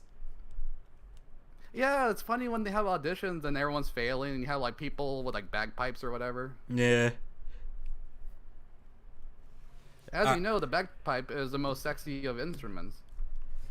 I swear, every time I hear a bagpipe, I just immediately think funeral. Because only the dead like that you hear shit. bagpipes, you can hear the pussy wet. You can hear like a big flood of pussy. Yeah, it's just instant panty drop when the bagpipe starts. Panties shoot off up into the sky whenever the bagpipes are blowing. Yeah.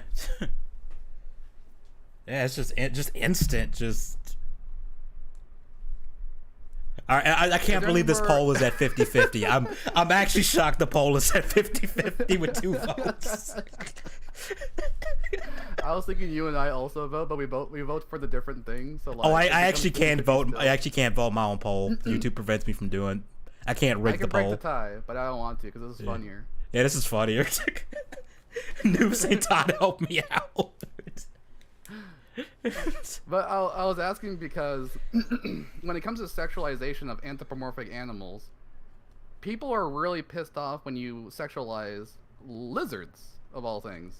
Oh, is it because people have lizards with boobs, even though that's not anatomically correct? Exactly, and people think, oh, well, that's where I draw the line. I'm like, that to me is weird as shit because it's like, really? bruh, You draw the line at lizards. It's like you realize like the whole anthropomorphic thing is unrealistic already to begin with. Like, the more you think about this shit, this is a logistical nightmare. Well, not just that, but anthropomorphic is meant to be like humans. Humans, right? yeah, so it makes sense. So they're supposed to relate to humans, and humans, to female. I don't know if anybody is new to this one, but adult female humans have breasts. Yeah, yeah. So if you have a human-like lizard, what are they gonna have? They're gonna have a vagina and they're gonna have breasts. Yeah. It's like I remember when XCOM 2 came out, they had the Viper enemy, the snake lady thing, they gave them boobs, and people are like, why does it have boobs? It's just like, that's your concern. Well, that's the thing that people, they don't want to talk about. It's like, you have, what's it called, hardcore conservatives, they don't want to talk about sexuality things at all. And then you have the hardcore left, and they want to, like, I don't even know what the hell they want. They want no sexuality, but they want fat women everywhere. I think the sexuality is they want either obese people or it has to be gay. Obese, or the woman's like missing an arm or something that's like handicapped. Like that's the only way it's acceptable now. Or it has to be like super gay. Like that's really it. Or super gay. Yeah, you can't have like a conventionally attractive dude finding like a super attractive woman. And ogling her, basically. They had the right hair. They had to look like... they had to shave the side of their head for whatever reason. Shave the side of their head, yeah, exactly. I was trying to think of something like that, but you got it. They probably got to have like a nose ring or some shit. I'm sorry, nose rings to me, I can't find that attractive. I can't. I find lip rings okay, but nose rings it looks dumb for me. The first thing I think of when I see a nose ring is like you see like bullfights where they had the bull with the ring is nose. That's what I think of. Yeah. They call it septum ring. Septum rings. Yeah, I think that is what they call it. That's the first thing that comes to my head. Dumb. Like I don't mind like ear piercings. Would it have? Ladies in the chat, if you have a septum ring, you better rip that off right now. Yeah. With that thing on. Yeah, because this is distracting too. Like to me, it's just. I remember I was walking somewhere and I saw that from afar. That was like a good trend, or that just come out naturally. Like, I have no idea where that started. Or do you think it's like a cuck thing? Like they're trying to like symbolically say that they have like a bull in their area. I don't know. It might be. I know the gauges in the ear. That's like from like African tribes would do that, and I think they pretty much just got that from them because they would put like the rings in their ears. Your culture? I mean, it probably is. I just don't give a fuck, honestly. Is that like a Cleopatra thing? Because remember, Cleopatra was black. Apparently, according to Jada Pinkett Smith and crew, apparently she black, even though she totally wasn't Macedonian. Which last time I checked, Macedonians weren't black, but last time I checked. But she was in Africa. What are you talking about? Yeah, because everybody in Africa was black. Yeah, they are. Yeah, they totally weren't like Arabs and other shit running around. So. You're the offensive one if you don't think everybody in Africa is black. I know. Slim, get back here and vote.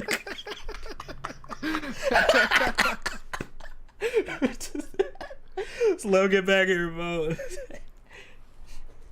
The poll has just got me thinking of the weirdest shit that happened, and I don't know the full story of this. I already talked about it though. I talked about the big titty thing. We did, we did, but you were talking about the lizard thing that got me thinking. Somebody drew fan art of Sierra from the book, and it was lewd fan art, and I was just like surprised. It was like, wow, someone actually did this. Was it fan art from Shadman? No, no. Is Shadman still a thing on Twitter? Because I remember he got. I think didn't he get arrested for drug possession or something? Like he was like I heard somewhere that he did like some serious drugs or something. I don't know. Just in my mind, he's a symbol of like Rule 34, basically. Yeah, he is like the Rule 34 taken to the extreme. Like when you think of like a great commander, you think of Charlemagne, or you think of like a Napoleon. But when I think of great Rule 34, I think of Shadman. Yeah, Shadman is like, if you like, he will do it. He attacks someone with a machete. Oh, that got dark. I can't decide if that's better or worse than when he drew like lewd stuff of Keemstar's real life daughter. I can't decide if that's worse than that. You guys were talking about that earlier. I'm thinking like, because maybe my morals are kind of like messed up, but it's like, I understand it's a fake daughter, but I also understand that it's a representation of a real person. Yeah, that to me, like, because I'll go right and say, like, I don't. Person thing is where it draws a line. Yeah, that's where I'm like, okay, this is fucking weird. This is like actually like, dude, what the fuck? Because like, I don't give a shit about like if someone's like, oh, okay, you like lewds, or what's that the Dragon Maid lady, the lolly from that. Like, I don't give a shit because it's like, you know like the lolicon thing. Yeah, I don't give a shit about that stuff because as long as you only freak out over that one. Yeah, people freak out about it, and freak out about it too when I was younger. And then once I got older, I'm like, wait a minute, it's fake, it's not real. Yeah, my whole thing I was being brainwashed by the evil libs, no, by the evil left. My whole liberals are the exact opposite of that. My whole thing is, it's like this to me. It's the same argument as the Jack Thompson thing, where it's like, oh, you like violent video games, that means you want to kill people in real life. It's like, no. Yeah, it's exactly like that, and everybody knows that's just stupid. Like, who the hell's gonna think that? Like, I like these two content creators, but they covered this Kiwi Tapes and Smokey MCC. They it was mildly justified. I didn't know. I just knew that it pissed everybody off. It was a picture of the girl drawn, but then it was I think she was wearing like a Brazzers shirt or something like that. Oh shit, that's still pretty fucked up though. Or she was doing like the Akihiko face, whatever you call it. Oh, the Ahigao face. Yeah. Agago face. Agago face. Lady Gaga face. Yeah. Okay, that is pretty fucked up. To do that to someone's actual daughter, that is pretty fucked up. But yeah, like that, like I was talking about Smokey MCC and Kiwi Tapes. They've been covering this dude, and this dude's actually like a legit predator. But for the longest time I didn't pay attention because they kept leading with the anime stuff, and I'm like, is this all you guys have? That he just looks at like hentai shit? But then I saw, oh, he's actually showing this to minors, and oh, he actually groped a 17-year-old. I was like, okay. Like grooming and also doing mischievous deeds. Yeah, I was like, okay, see, lead with that shit. Like in my head, when I was like, why didn't you lead with that shit? Because that's the actual criminal shit. Yeah, people go crazy over animated. And what's wild to me is like, you see it on Twitter all the time, and it's like, I don't think you guys actually believe that this is what you claim it is because you're retweeting it, which means you're distributing what you're claiming this is, which means you're also going to jail. Like, I remember something you might like. I was talking to a friend about. I was trying to explain anime as if somebody's never heard of the thing, right? Oh boy. And what I realized is that anime is basically just what they call rubber hose animation. You ever heard about that one? I've heard about that term, but I don't quite remember what it means, but I have heard of it. Rubber hose animation is like Popeye or Betty Boop, where the character's arms are all loopy, like a SpongeBob, right? Okay, yeah. And so anime is literally just that, but the face is meant to instantly look cute because the head's really big, and the eyes are really big, and the mouth is very small. Right, and the nose is sometimes not even there. Like ridiculously small, yeah, almost non-existent. And especially when the shapes are even more like jagged, it's supposed to be more like nowhere near real life, like a Yu-Gi-Oh kind of head, right? Yeah, like you see people where like their eyes are squares. Like the chin is literally like what's it called? A triangle, right? Yeah. So people freak out over this and they say it looks realistic. And you have to kind of think to yourself, what is realistic about it? Exactly. Is like, yeah, like, how is this realistic in the slightest? Like, no one's head is that big. No one's eyes are that big. No one's chin is that sharp. Yeah, no one has pink eyes and it not be contact lenses. Like, let's be real. Exactly. Like, people had to change their body to look more like an anime character without actually looking like one at all. You know, like just like slightly more. I mean, there are some people that have that just naturally have huge, like really big eyes that are borderline like anime-like, but still, that's the exception, from what I've seen. You mean like the Aunt Jemima-looking people that they can bug their eyes out? Yeah, or even sometimes they're not even doing it on purpose either. Like, it's just some people's. It might even be that their eyes are big, it's just the way their face is shaped. It makes their eyes look big. But their eyes are probably the same size as everybody else's. Yeah, they're just at their head, or like their eyelids are slightly, or like, you know, like the eyelids are kind of too small, or like it's this thing like with Asians, they have like extra eyelid, right? But like some people have like less eyelid than a normal human. Yeah, it's stuff like that, and sometimes people's like the iris, like the pupil, are like larger than, or you say appear larger than most people, so it looks kind of weird. Yeah, One Piece is like a Popeye cartoon. The devil fruit is like a sponge. Yeah, exactly. Yeah, that's a good point. Yeah, and I mean, you think about it, that makes sense because anime was inspired by like old Disney cartoons to begin with. That's where it kind of started. Yeah, Disney, and then rubber hose animation is what it's called, like the really old-fashioned kind. Yeah, because like. And I was gonna say, like, there's also comic books, like Marvel comics. That's why in the 70s they had like that Spider-Man Japanese thing. Yeah, the batshit Japanese Spider-Man. It was a crazy combination because the second that America, you know, technically quote unquote invaded Japan, they just had like a whole bunch of companies mix in with Japan and be like, all right, we're gonna have Japanese stuff go to America, and then we're gonna have American stuff go to Japan, and then that's how we got Transformers and G.I. Joe. Yeah. And I think even He-Man was inspired by Japanese stuff. Oh, that I didn't know, but I didn't know about Transformers, because I think they said like the original Japanese one didn't have a story, like at all. It was just the toys. They were just characters with names. Yeah, before they even had the name Transformers in Japan, I think they said that, like the whole Autobot Decepticon thing, that didn't come from the Japanese part. Because in Japan, it was just toys. There was no backstory to any of them. But then, like, I guess when they're like, I think they're probably based off of like Gundam kits and stuff like that. Yeah, but like the Americans like decided that, okay, we'll make all the military looking stuff and like weapon stuff, that'll be the bad guys, and then all the cars and stuff, those would be the good guys. And it just kind of went from there. Yeah, it's kind of funny how they came up with that. And then like how in what's it called, G.I. Joe, like the American looking people, they're like the good guys, and the people who look like they're Asian, they're like the bad guys. Yeah, yeah, but then you get like the weird stuff like Snake Eye. The mutants are the bad guys too. Oh yeah, true. You get that. It is interesting though how they overlap like that, and it's like anime was inspired by like early American cartoons, and now you have the reverse happening where you have like American cartoons trying to copy anime, but they clearly don't like anime. Yep, you get the High School Spice, I think that's what it's called. Yeah, or just you get like just stuff that clearly isn't. What's that show called? The one that everybody hated, and then like only like some radical feminist defended it. It was called like High Guardian Spice. High Guardian Spice. Yeah, the fucking Crunchyroll show that came out, and even the left, even like the far left people hated that one. I absolutely hate it when they go, this isn't woke, this is just bad writing. It's like, no. It's both. It's both. The whole thing. Woke is bad writing. Yeah. That's the thing they don't want to say. Yeah, you cannot be a good woke writer. You are forced to be a bad writer as a woke person.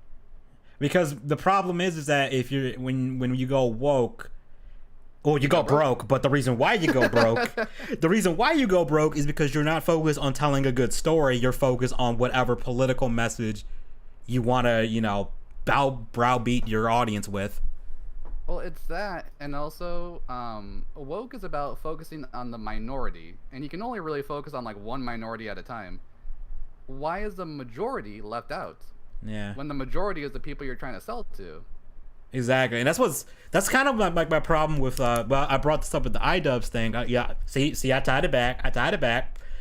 Idubbz wants to kind of branch out from, you know, the people who like his edgier content, which I don't have a problem with. But the thing is, like, you're then shitting on your original audience and acting like they're bad the people who paid money, yeah. Yeah, and it's like the people who care about the woke stuff. I don't think they're the ones giving money. It's more like he's trying to be appealing to maybe advertisers. I think advertising changed on YouTube. I think that's what it is, and the thing is, plenty of people have done that. Like we brought up, Count Dankula has done that. Like he used to do, like anti-SJW shit. Like he was shitting on I think he did actually shit on Neo Sarkeesian a couple times. I can't remember, but he was like the typical Gamergate kind of guy. I don't even think he was even like around for the Gamergate part of it, but he was making fun of feminists and stuff and vegans and things like that.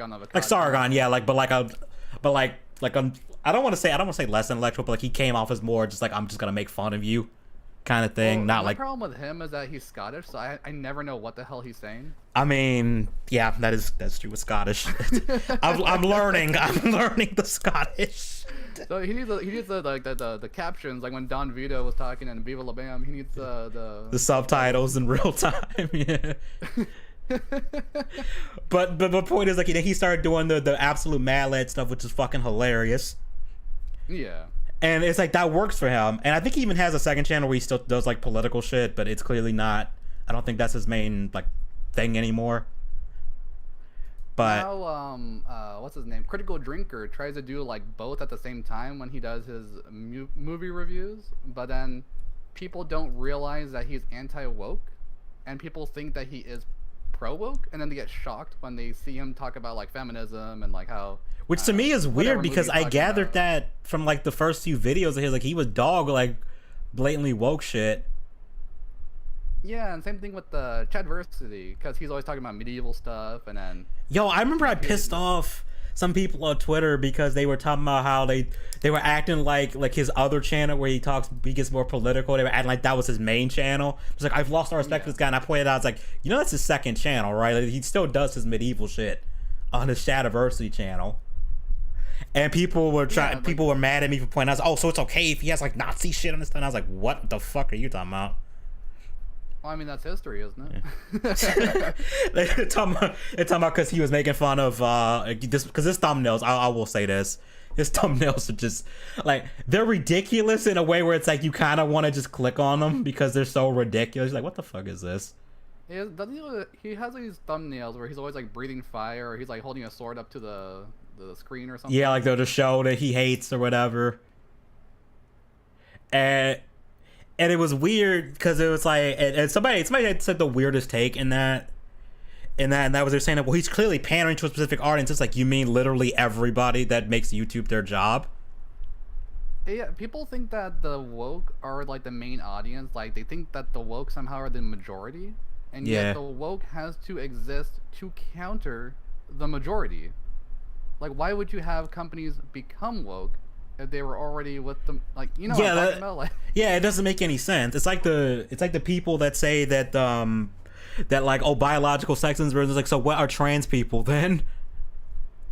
Like, you wouldn't need to transition from A to B if there's no biological difference.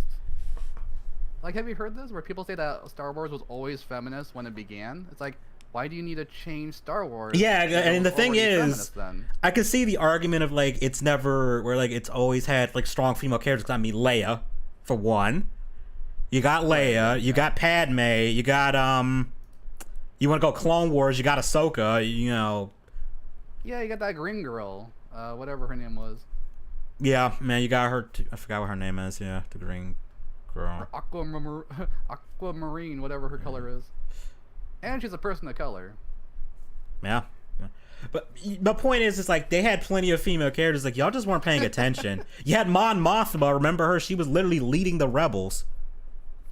Yep. You had her. You had her. The lady who was in charge of all the fighter jet people, but she didn't drive anything because they don't want to trust her with anything. Yeah, no, we gotta leave that to Admiral Akbar though. He's the strategy guy. I just present the meetings.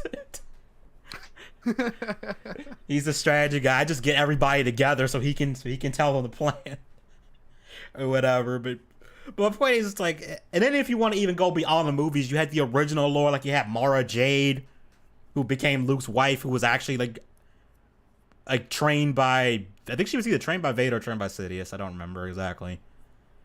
But she could use the Force too, and she was basically a evil Jedi in that regard. I don't think she got the full Sith title. But in the books, she was actually like on the same tier as Vader in terms of like rank in the Empire.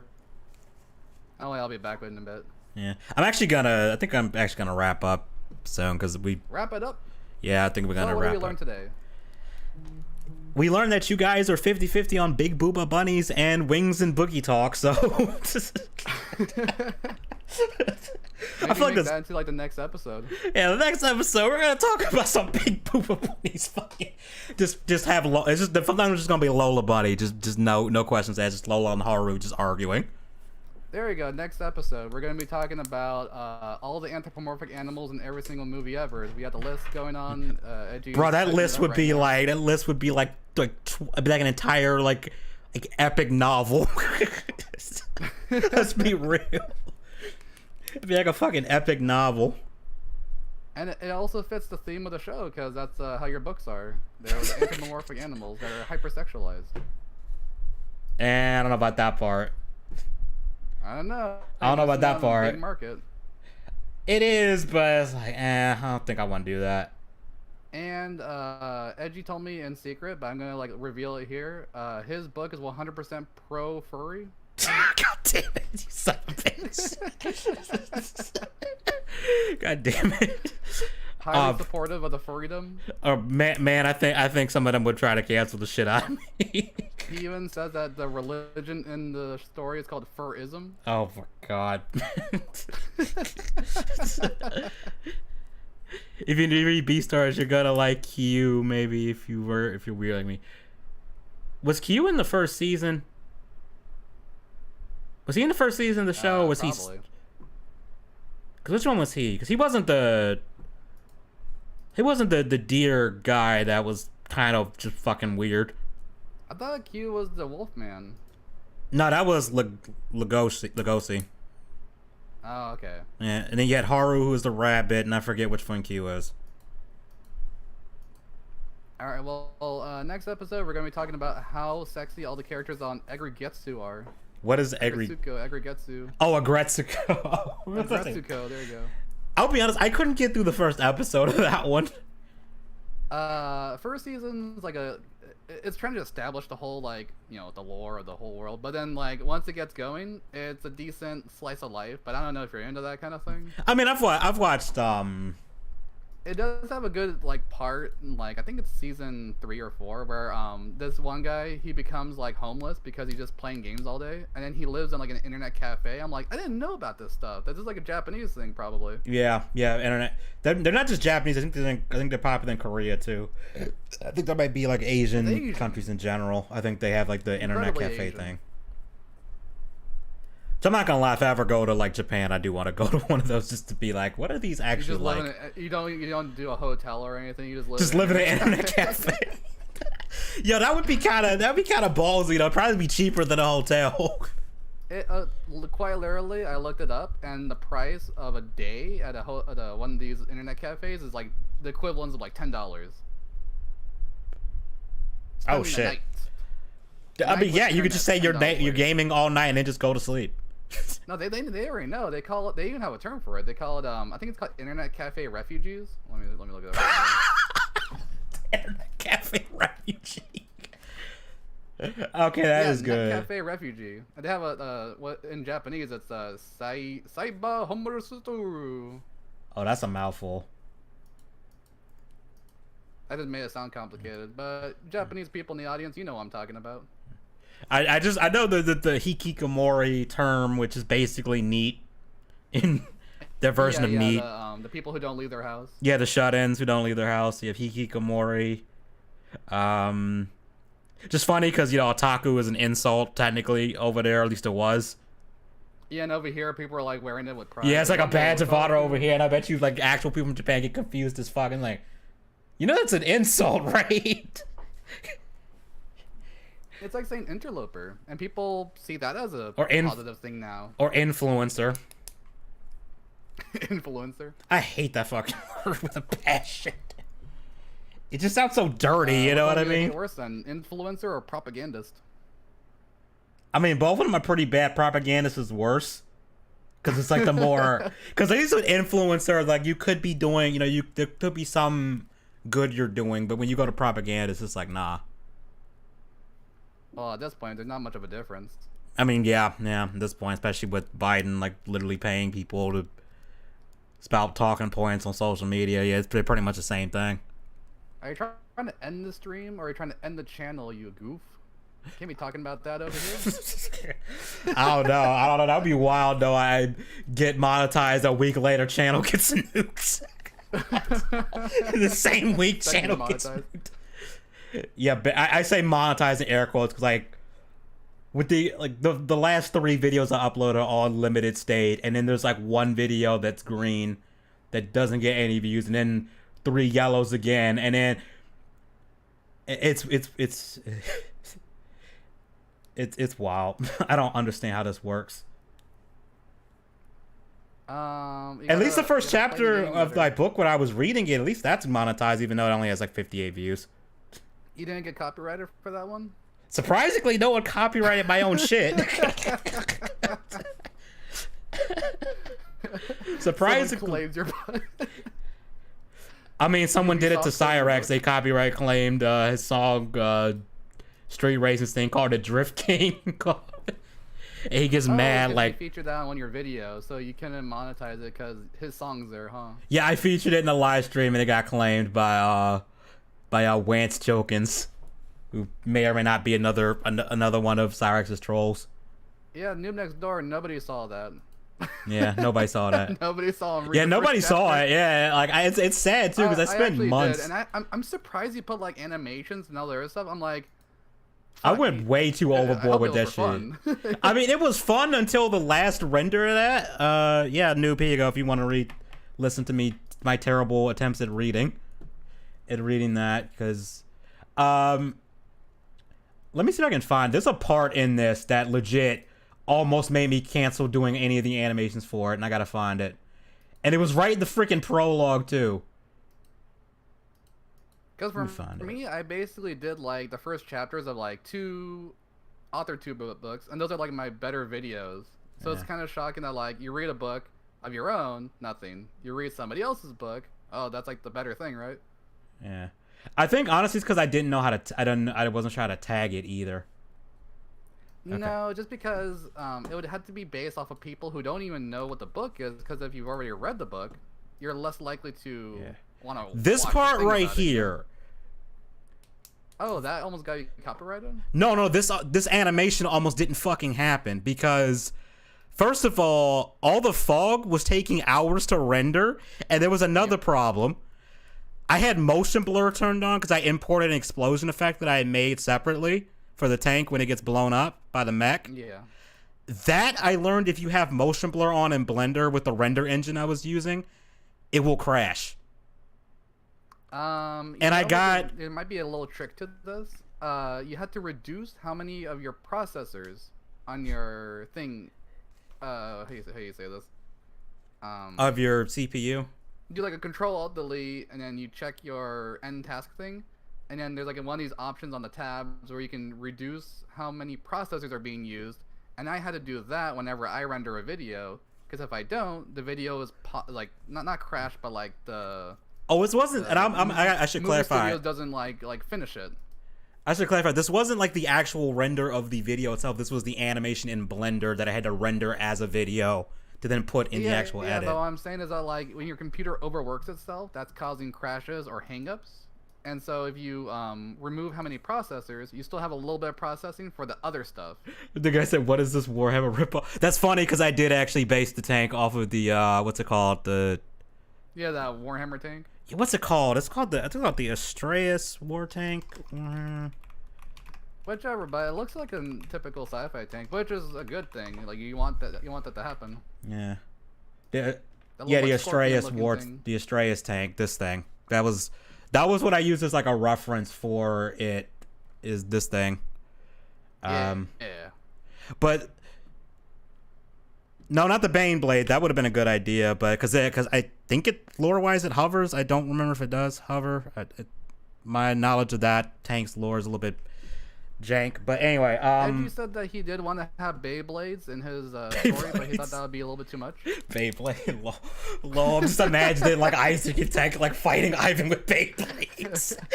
Yeah, Tech, the character Tech, he creates a Beyblade and uses it as a weapon. You know. As a weapon. By the way, I think I'm gonna take your suggestion and give him a super suit. Oh, a robot suit. Yeah. Yeah, a robot suit. I'm taking your suggestion on that one. There you go. Yeah, that's if you gonna want be. to have your stories better, just come over to Irwin and hit. Yeah. But no, but Frodo, I left this render going all day on like a Saturday, and let it render. It took us so long. It was rendering overnight. I get up in the morning, it's still fucking rendering. And then that's what I'm saying. Like, I really hope that was for fun, because if you were like suffering through that and then like no result, that's like it's like a defeating feeling, you know. It was a bit. I'm not gonna lie, because it was like, and the thing was like, it's like literally 20 seconds. It's like it took that long, but 20 seconds. And I used to do animated stuff with my channel, and I used to kind of stopped doing that because part of me was I would try to do it as fast as possible, and then I'd just be stressing myself out. Because it would take forever to do it. Time for that. You got a job, you got a family, you got kids, and you got this rendering stuff going on. I mean, I don't have the kids part, family kids part. You have thankfully. like a side gig where you're a superhero in your city. You gotta save. Yeah, you got all this other shit. You're like Peter Parker with like trying to deliver pizzas and newspapers at the same time while like swinging on the skyscraper. Oh yeah, Ghost in the Shell's tanks are fucking. Those things are fucking cool. Those are pretty cool. Yeah, them spider tank looking things are really fucking cool. Like And they even tried to merchandise it as if like the tiny ones, they were supposed to be cute. Yeah. Like the blue ones. The Tachikomas, yeah. Yeah. Yeah. There actually was I could not get this figure because it's like I think it's like $4,000, but it's like the major with like 3 of the tanks. And it's like she's in one of the Tachikomas. Really want to make a black joke about kids sport. He's got kids, but he doesn't take care of them. There you go. It's free real estate. Also, and this is hilarious, I'm chilling this thing. This fucking mech was a nightmare to make. Like, there's a reason why it doesn't walk, because I fucked up its rig without realizing it. So, like, the right leg does this weird shit where if you try to raise it, it rotates in a way where it breaks from the rest of the model. It just ends up looking like what's that thing called when like these like Commander Shepard from Mass Effect, and they have him do like a bunch of weird dances. Oh yeah, the YouTube poop. Yeah, that's exactly what it looks like. It's like a YouTube poop thing. Yeah, it looks like a YouTube poop. So like that's why you never see it move, and that's why the angles are that way, because it's like, yeah, the feet don't work. I can't do anything with this shit. And also, for some reason, there was a weird thing where the gun arm, like the gun, would shrink when it was firing. I don't know why. Like the bone would deform the gun to make it shrink. All right, this might sound stupid, but is there 2 different pictures being used for the gun? No, it's all the same model. Okay, because I'm thinking that like when like the thing fires, it might shrink because it's like being used as a different picture or something. No, because what I based it off of, I forget what this gun is called. I don't know anything about rigging or. So what's happening is the bone. I think I know what it is now. The bone is this is like hardcore programming stuff. Like this guy is like making websites, and he's like, he's programming robots, and he's like. The AI. That would be funny. Just make an AI version of me that just does the videos and stuff for me while I'm like writing it stuff. Just be like, I had to get Todd on that, but I based it off of this gun, and this gun's actually really cool because what it does is a 50 cal. What it does is the barrel actually retracts into the gun as it fires to absorb the recoil from it. Okay. So, and also it retracts when you're not using it. Magazine looks. Yeah. So I based it off of that, and I had it rigged so there's a bone, so the bolt here, not the bolt, the barrel, so the barrel slides back like the real one. And I'm guessing that something went wrong and it started deforming it. Does that now, doesn't it? Yeah, exactly, like an artillery gun does it. It's basically and then, like, a that. bunch of steam like flies out the sides because that's like the recoil trying to be like suppressed. Oh yeah, let me show you a video. What it looks really badass when it's fired. It's called like the what's it called? Just for the record, this doesn't have anything to do with Wings or Boogie. So Yeah, we got a complete tangent. We're going on a complete tangent here. Like, we'll do better next time. We'll do better next time. I promise. I'm gonna mute it because they have already music. Playing up the apology video right now. Yeah, I have to upload an apology video. But yeah, this is the gun, and of course they're making a dick joke out of it. But yeah, Grantham, this is awesome. I'm muting it just because he's got music and shit. I don't know if I'm gonna get in trouble for that, but yeah, you see how it fires. Yeah, it's a real gun, and it's fucking ridiculous. Can you kill somebody with that? What do you think? I'm asking you, dude. I mean, it's 50 caliber. Like what vest is stopping that? Like, if you get shot in the arm or the head, is there much of a difference? Not really. Unless there's an ambulance right there that can like cauterize that shit, you are dead. Yeah, all right, you get the point. That looks like one of those guns where like somebody gets hit and then they just explode, like in Saving Private Ryan when the guy gets hit by the tank shell. Yeah. You ever seen Django Unchained? Yeah, like the blood flies and there's like all the mist and everything. No, you remember the part at the end where he says to the black chick to say bye to the white Leonardo DiCaprio's wife, says say bye, miss whatever her name is, and a black lady looks at her and goes bye, and then he shoots her. She goes flying to the side, like you could clearly tell that they just yanked her on a wire as hard as they could, like on a harness or some shit. It's like that. You get shot and you just go flying at an angle that don't even make sense. Like everyone's like, you shoot a house, it blows up like the house at the end of that movie. Yeah, exactly. Something fucking ridiculous like that. Somebody edits this thing to like the guy shoots the rifle and then like you just see like the White House explode from Independence Day. Oh yeah. Just smash cut, to that, and just be like, this is the links. Death Star exploding. Yeah.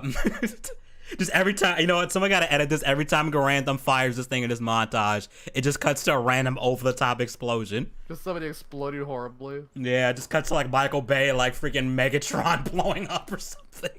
I don't know. That thing. Well, was that Megatron blowing up, or like it's like this big giant crater and like a bunch of like water flies up in the air from like the river? That's from Transformers, right? That might be Battleship, but. Because that's the other one that tried to bank off of Transformers for some reason. Damn, Battleship. You know, here's the thing. I'm gonna sound like a loser. Battleship was actually pretty badass as a movie. Okay, I'll say this. It was better than it had any. It was better than I expected. Me telling me this is based off of the actual board game. Like, and the fact that they actually incorporated the board game into like one scene in the movie made me die laughing. It's like you actually tried to incorporate this into the movie. They're like, we're blind. We don't know where the guys are. Like, you can't fucking see that thing jumping around like that? Like it's a grasshopper? Like, come on, man. Edgy said that he based a lot of his book on the movie Battleship. No, I didn't. The one scene... No. There actually is a movie that I based one part of the book on, like dead ass, just like was watching it and thought, this would be cool to do this. You remember in The Dark Knight where Harvey Dent's pretending to be, he claims he's Batman and he gets arrested and they're in the armor trucks and then Joker pulls up with the 18-wheeler with the rocket launcher and Batman's in the car like trying to stop him. Yeah, the Batmobile, yeah. Yeah, that inspired a part in the book. Yeah. Had way too much fun writing that. People are still trying to read it. Yeah, people. Yeah. I mean, be fair, I did. People, I mean me. I'm like about halfway through the book. I'm still planning that like. Oh, dude, I thought you were closer to the end.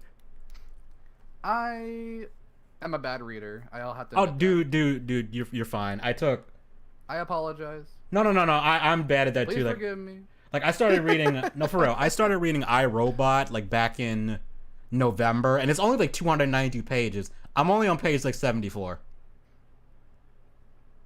Because I keep like either not reading it or switching to other stuff.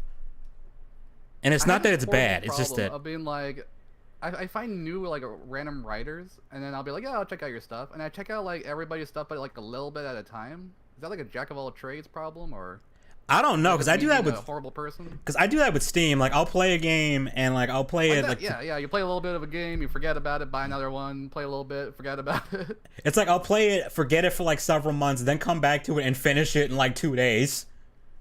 Like I have here's this is a little inside baseball. I have like a big thing of notes of your book, and I try to like sum up each chapter into like a paragraph or a sentence. That's kind of what the editor does. Oh yeah, I'm trying to. I don't want to edit it. I just want. No, to, I'm like, just have I'm it, just like, I'm just saying coherent that's in what my he head. that's 'Cause what he does. Like this is not an insult. It could be if you wanted to, but some of the things in the book are really hard to remember. Okay, all right. I gotta kick you from the call. That's it. We're done. Mods, ban Irwin from my chat. Don't actually do that. Don't actually do that. My first appearance, I'd already ruined it. Yeah, you already ruined it, man. You already ruined it. No, that's understandable. And honestly, that was kind of one of the things I was worried about because I realized, like, man, there's a lot of shit in here, and I actually had to cut out a lot of shit. But it is stuff that's not that important. The important stuff I can still remember. I remember the plot. I remember the characters' names. That's actually really good. That's good because the worst thing to do is to forget the characters' names. Yeah. I've read books where I've forgotten. Generic, like a Walking Dead character. Yeah. Like I've read books where I had to go back and be like, which character is this again? And I was like, you have no idea who's talking. It's like, who is this? Yeah, it's like, who is this person again? And then I had to go back like 20 pages. Like, oh, that's you.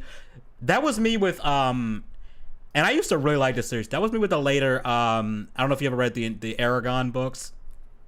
I don't know if you know about those. But I know it's like a Lord of the Rings, but written by a child, I think. Yeah, I think he was 16 when he wrote the first book. Probably his parents, but people aren't sure. I think he was 16 when he wrote the first one, and it was like 500 and something pages.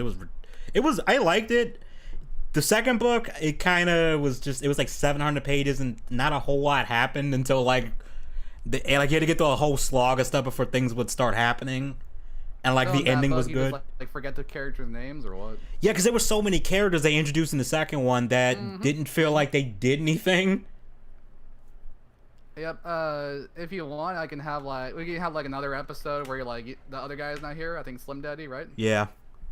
If he's not here and he needs somebody to like talk about books or something, I can do it like on a Friday if I'm available, and I can easily explain that in one word. It's about theme. We forget them because the theme makes no sense, nonsensical, not there, and their purpose is not really there either. So we have no reason to remember them as a reader.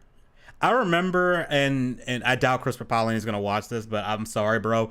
The third book, I remember, it was so boring. I think I straight up skipped 200 pages, and I was able to follow along with what I missed. Like that's how much filler it felt like it was. Kind of like the Dune sequels for me. So I can tell them that you made a remark. Christopher Paolini. And then the funny thing is the last book was actually good until the end. Like what's this book called? I never heard of this guy. It's called The Inheritance Cycle. Like a fantasy? It's fantasy. It's some people have basically said Star Wars but with dragons, and it kind of is. It kind of is. Okay. Cause you literally have an evil emperor dude who's like has control over everything, and he always has these like apprentice type characters. You're supposed to have that in a fantasy. Yeah. When it's an epic fantasy, you're supposed to have evil empire, evil emperor.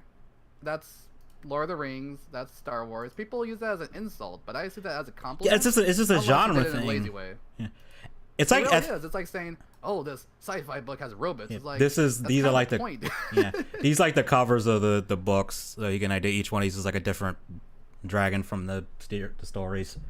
But it's saying verbose. He is very verbose. And that's kind of my problem. Like I think there was a part where he dead ass spends like an entire page describing a room that we never see again. Yeah, that right there is just complete non sequitur. Yeah. And people don't care for that. That's just like filling the page, basically, at that point. Yeah, which you're not really supposed to do to keep the reader pleased, unless it needs to have a purpose and a point, or else the reader's going to just completely skip it. Like how you said you skipped like 200 pages. Like, holy crap, that's like what, like a third of the book? Yeah, I forget how long Brissinger was, but it was long. Yeah, the covers are zoomed in. I don't know why they were like that, but I was just trying to get an example of all of them together. I think that's like different editions. They have them zoomed in for some reason. Because I used to have the hardcovers of these. But Jim said kind of like Dune sequels to me weren't terrible by any means, but couldn't hold a candle first. Yeah, I'm on the third Dune book, and I definitely see why the first Dune movie has been adapted more than the other ones so far.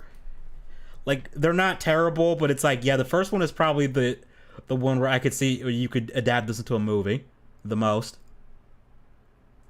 Like, and it not be are as the Dune movies and Dune books pretty similar, or not really? the new movies. So the new movie is pretty similar. There are differences. Like, I haven't read the first Dune book in a while because, like I said, I'm on the third one, so I'd have to go back and reread it to find like the differences. But because the movie does the first half of the book, which is smart because I mean I think my copy of Dune is 700 something pages, and that's like hardcover, and it's like a big hardcover too. So yeah, like that thing is freaking. I think it started off as some kind of what do you call that? Like some kind of serial, right? It started off like in some kind of, I don't think it did. I know that he basically the author Frank Herbert, and this is probably the like one of the most like inspirational stories. So he kept shipping the story around to publishers, and no publisher would take it. And then he took it to like a. And then what he did was he took it to like a publishing thing, and mostly publishes like I think like auto cars, like car stuff. And they would just like, they weren't even like a fictional press or anything. Yeah, they were just like, fuck it. Yeah, it's a book about giant worms. Fuck it. Yeah, let's do it. And then it got huge, and it's like the writers out there, if you want to get something published, look for your nearest auto car magazine. Like I have let me open this in a new tab if it'll let me. Because sometimes, I don't know what it is, sometimes Google be acting weird as shit with images now. Some writers were goofy. This is another tangent, but some writers were goofy when Steven Crowder said that he's going to try to start some kind of like network thing with people. And some writers thought that they would have like Crowder publish their book. Huh. So this is the version that I have, and it's like this really nice hardcover version, but that shit is like 700 pages, and I'm not gonna. I wish I had one from the side of it, and I'm kind of pissed because I bought a paperback of the second one not knowing that they had released the hardcover of the second book like a few weeks later. And I was just like, man, do I want to get this in hardcover too? And then the third one has a hardcover now, and I was like, I'm pre-ordering this, and I waited a whole year to get it. I don't know why, but when I see that, it looks like a graphic novel rather than like a. It kind of does. Like, oh, this is probably a better representation of how... It's weird because Dune, the first Dune book, is long as fuck. Dune 2 is only like 200 pages. And then Dune 3 is like 400. So the series is very weird with, like... Because, like, in a lot of, like, fiction stuff, I noticed that they tend to get longer as they go on. Yeah. They do that because the publisher is more comfortable with longer stuff. Because in the beginning, they have to pay for all the paper. Right. And so if you have, like, somebody you don't know... You're gonna be like, all right, just give me like 300 pages at the most. Yeah. And then when they are more well known, they're like, okay, we can afford the loss because the person's known. We have like a set number of copies we can sell.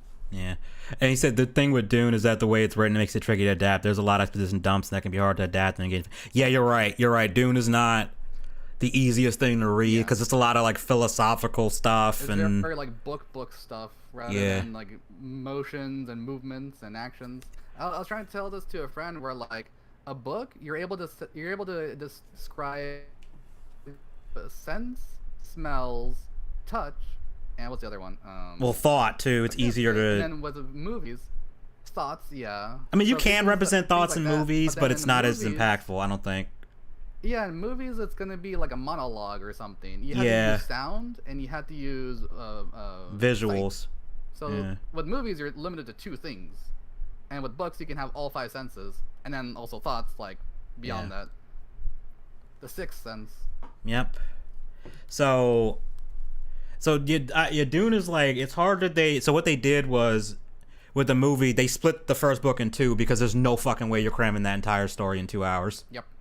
And the scary thing is, the director for part 1 said that there actually is a 4-hour cut of just the first half, and I'm like, it's like, we could make a 4-hour cut of this if we wanted to.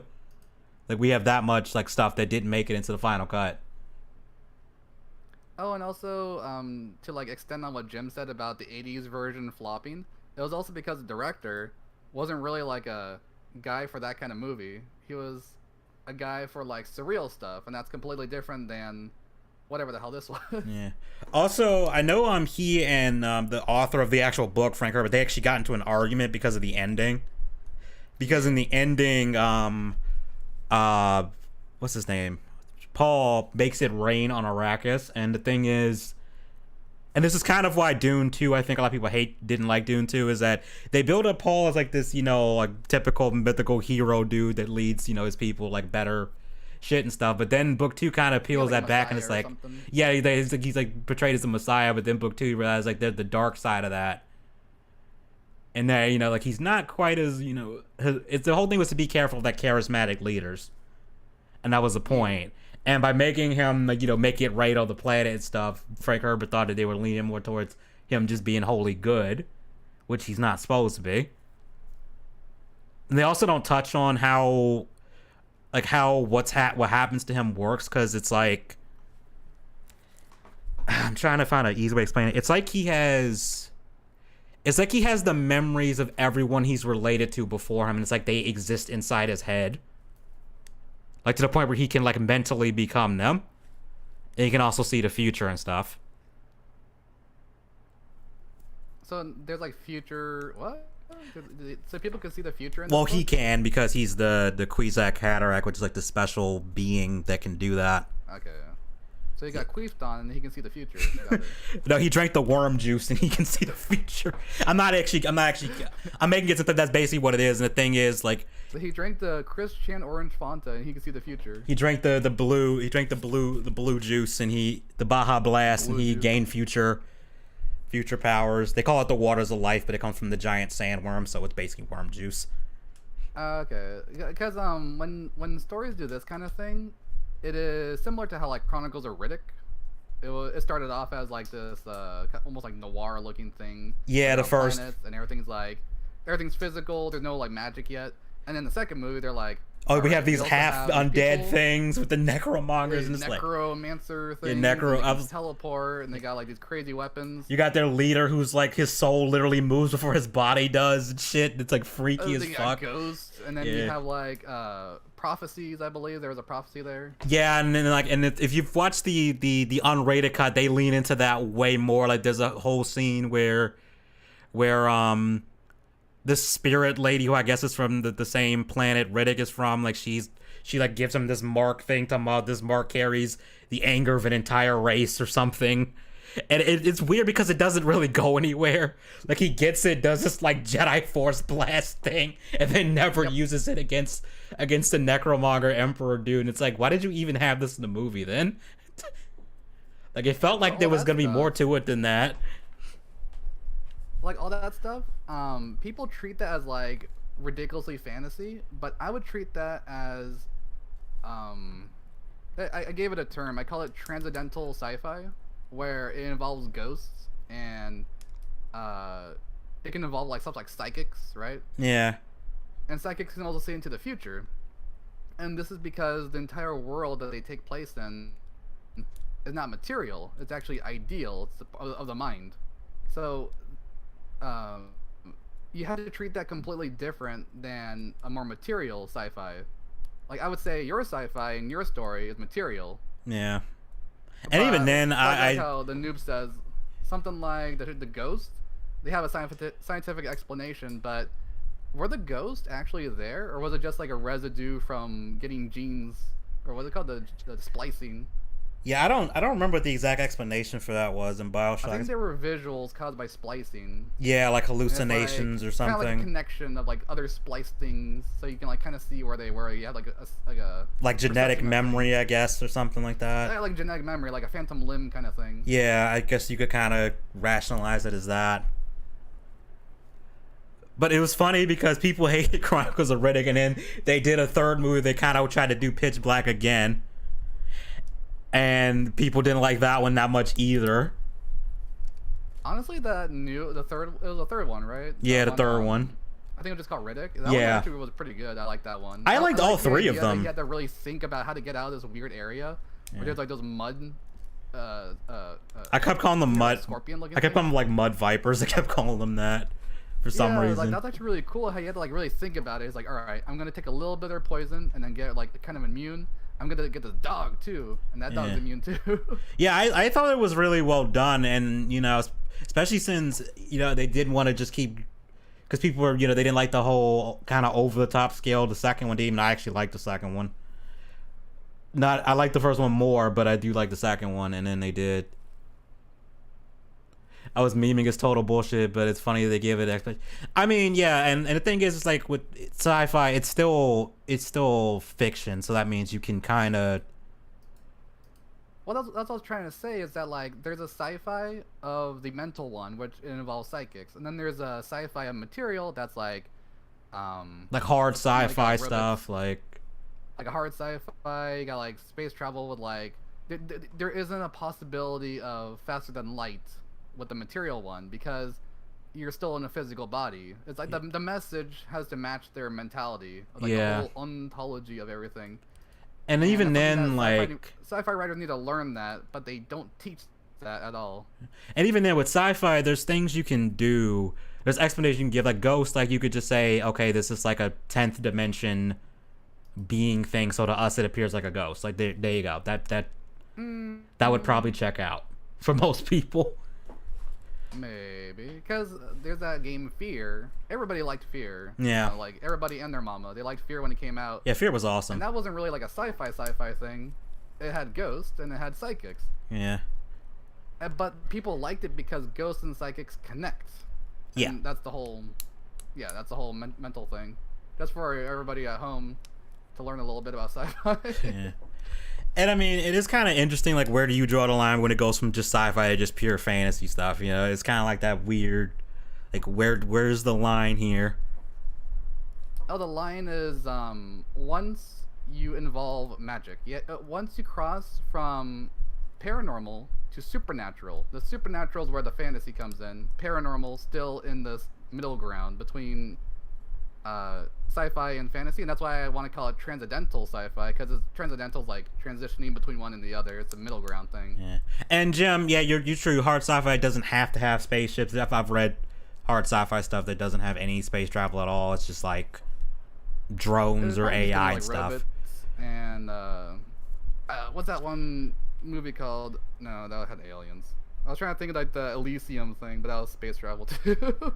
No, wait, Elysium, did they have space travel? I thought they had like a... Yeah, the Elysium was like a space station. Yeah, it wasn't even... Yeah, it was a space station, yeah.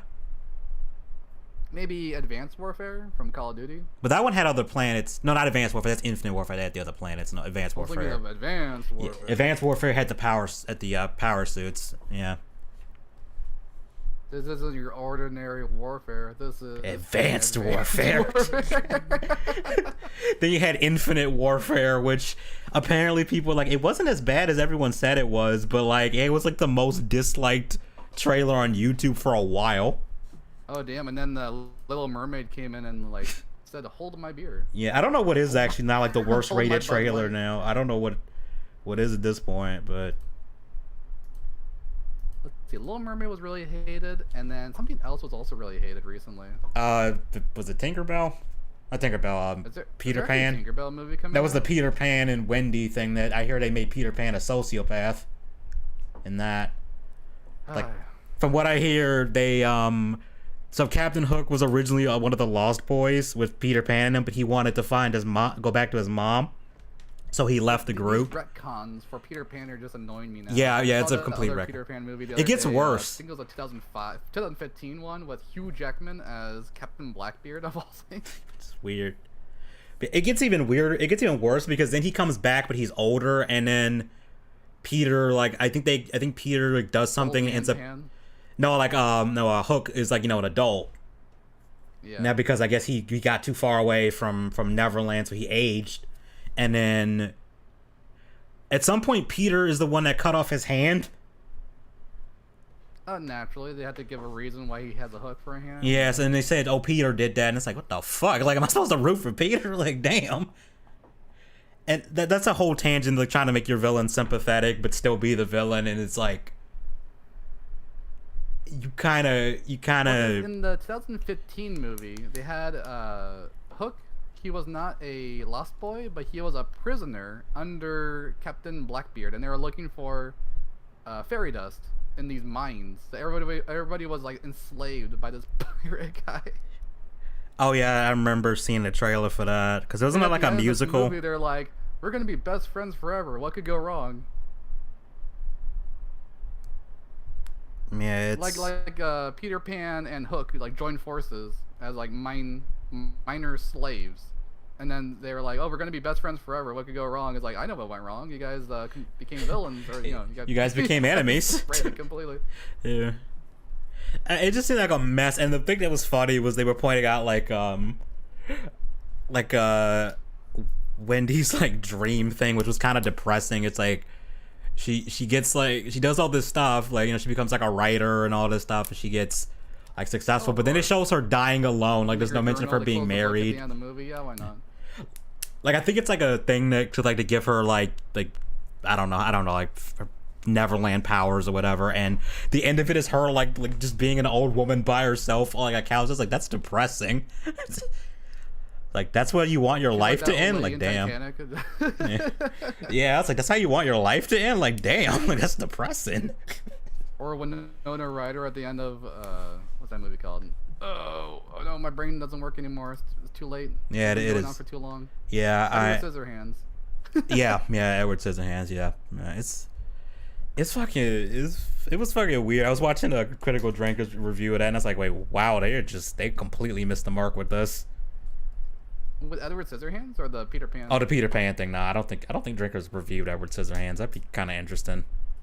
He doesn't do any old reviews. He's not like a nostalgia critic. He doesn't remember it, so you don't have to. He does sometimes. Like he did one on like the island of Dr. Moreau. He was talking about how much of a shit show the production was. Like he didn't actually talk about like how the movie turned out. I don't think. That's kind of cool. I like the idea of like a production hell kind of thing that people do. Yeah, that's kind of what he did. About those things. That's kind of what he did. There's another completely unrelated channel.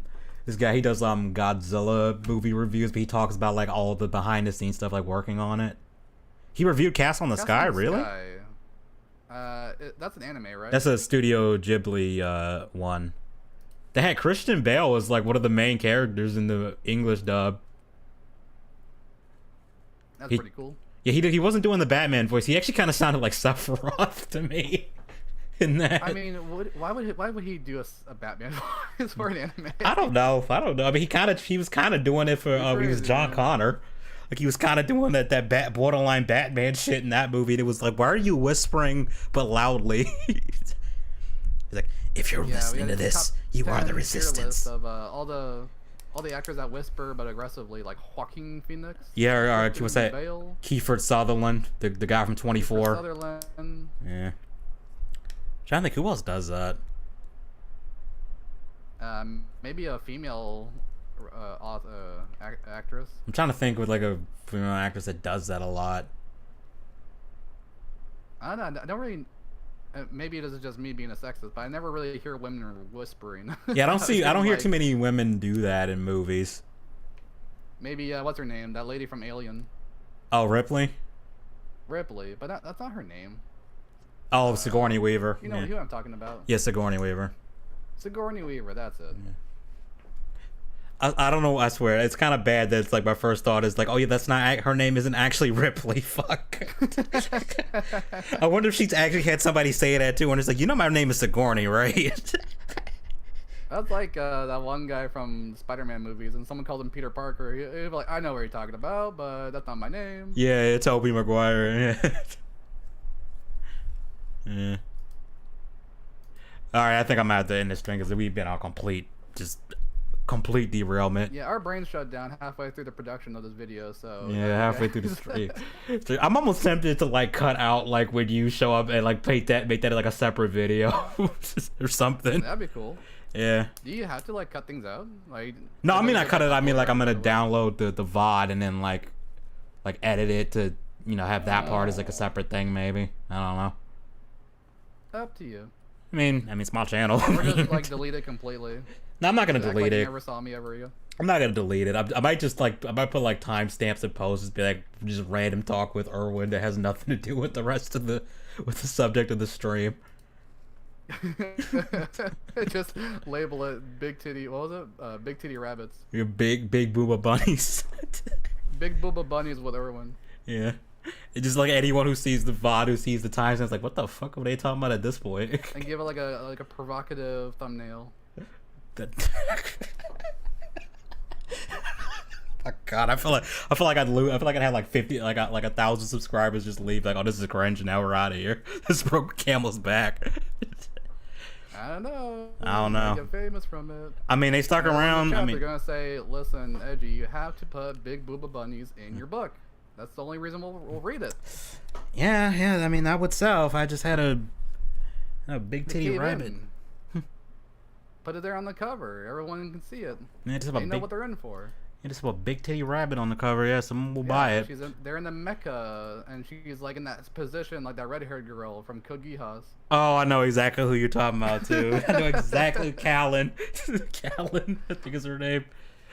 Yeah, that show was hilarious because of all the Pizza Hut ads in the show.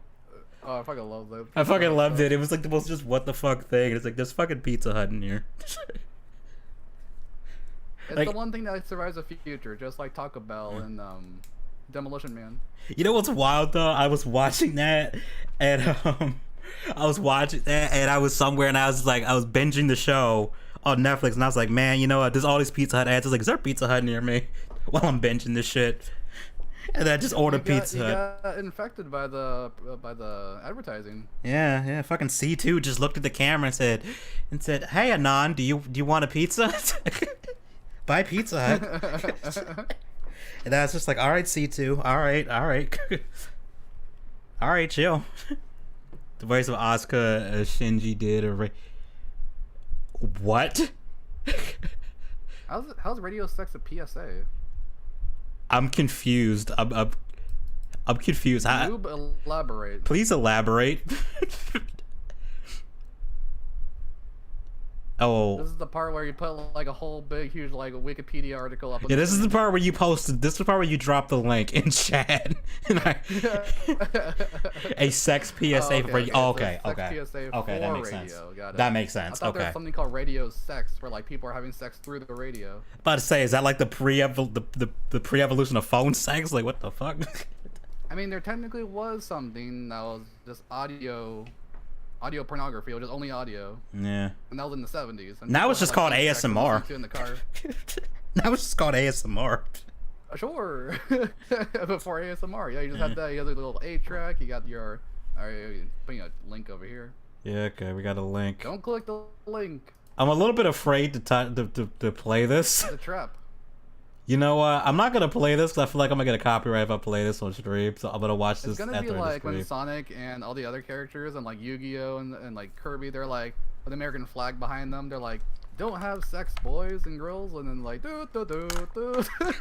I remember when like they had the Sonic thing. It was like, if someone touches you in an inappropriate place, that's no good. It's just like. This feels kind of weird that Sonic is telling people this, but I get what they're going for. What's his name? A Nostalgia Critic had a wonderful joke. It's like, if some creepy old man trying to touch your chili dog, just get out of there. Like, that was a great joke. Yeah, just get the fuck out of there. At the speed of sound. All right, Fred, I'm gonna end the stream. It's like past midnight. Holy shit. But thanks for coming on, man. Buddy. Yeah. No problem. Any other Friday, even if Slim Daddy's here and you need like a third wheel, I'm okay with that. I mean, I'm down with doing with 3 people on the stream. I mean, it's not like we're internet blood sports. We're just gonna start yelling insults over each other. I think I might insult both of you, like non-stop, but. Oh, that's okay. We'll just start hurling just 4chan insults at each other. Call each other autistic or something. Dr. Pepper in my bloodstream, but if I do have Dr. Pepper in my bloodstream, then I might get a little antsy. Oh, I had mead in my bloodstream earlier, but that's probably worn out by now. Shut the hell up. I mean, I did. But that's way out of my bloodstream now. But all right, Fredo, I'm gonna end the stream, guys. Later, everybody. Yeah, later, everybody, and yeah, thanks for coming out. And oh yeah, did I end that poll? Did I end that poll? The poll ended with They're still tied. They're still fucking tied. Still tied. All right. You can't end the stream until somebody breaks the tie. Nah, I ended it. I shouldn't have, but I ended it. That'd be funny if you didn't, but That would have been funny. I'd just be like, I'd just leave the stream, just actually go to bed, wake up, and see if it's still going. The stream's still going. Like stream still going. I just go to sleep. All right, thanks for coming on, Jumpin', everybody. I'll see you later.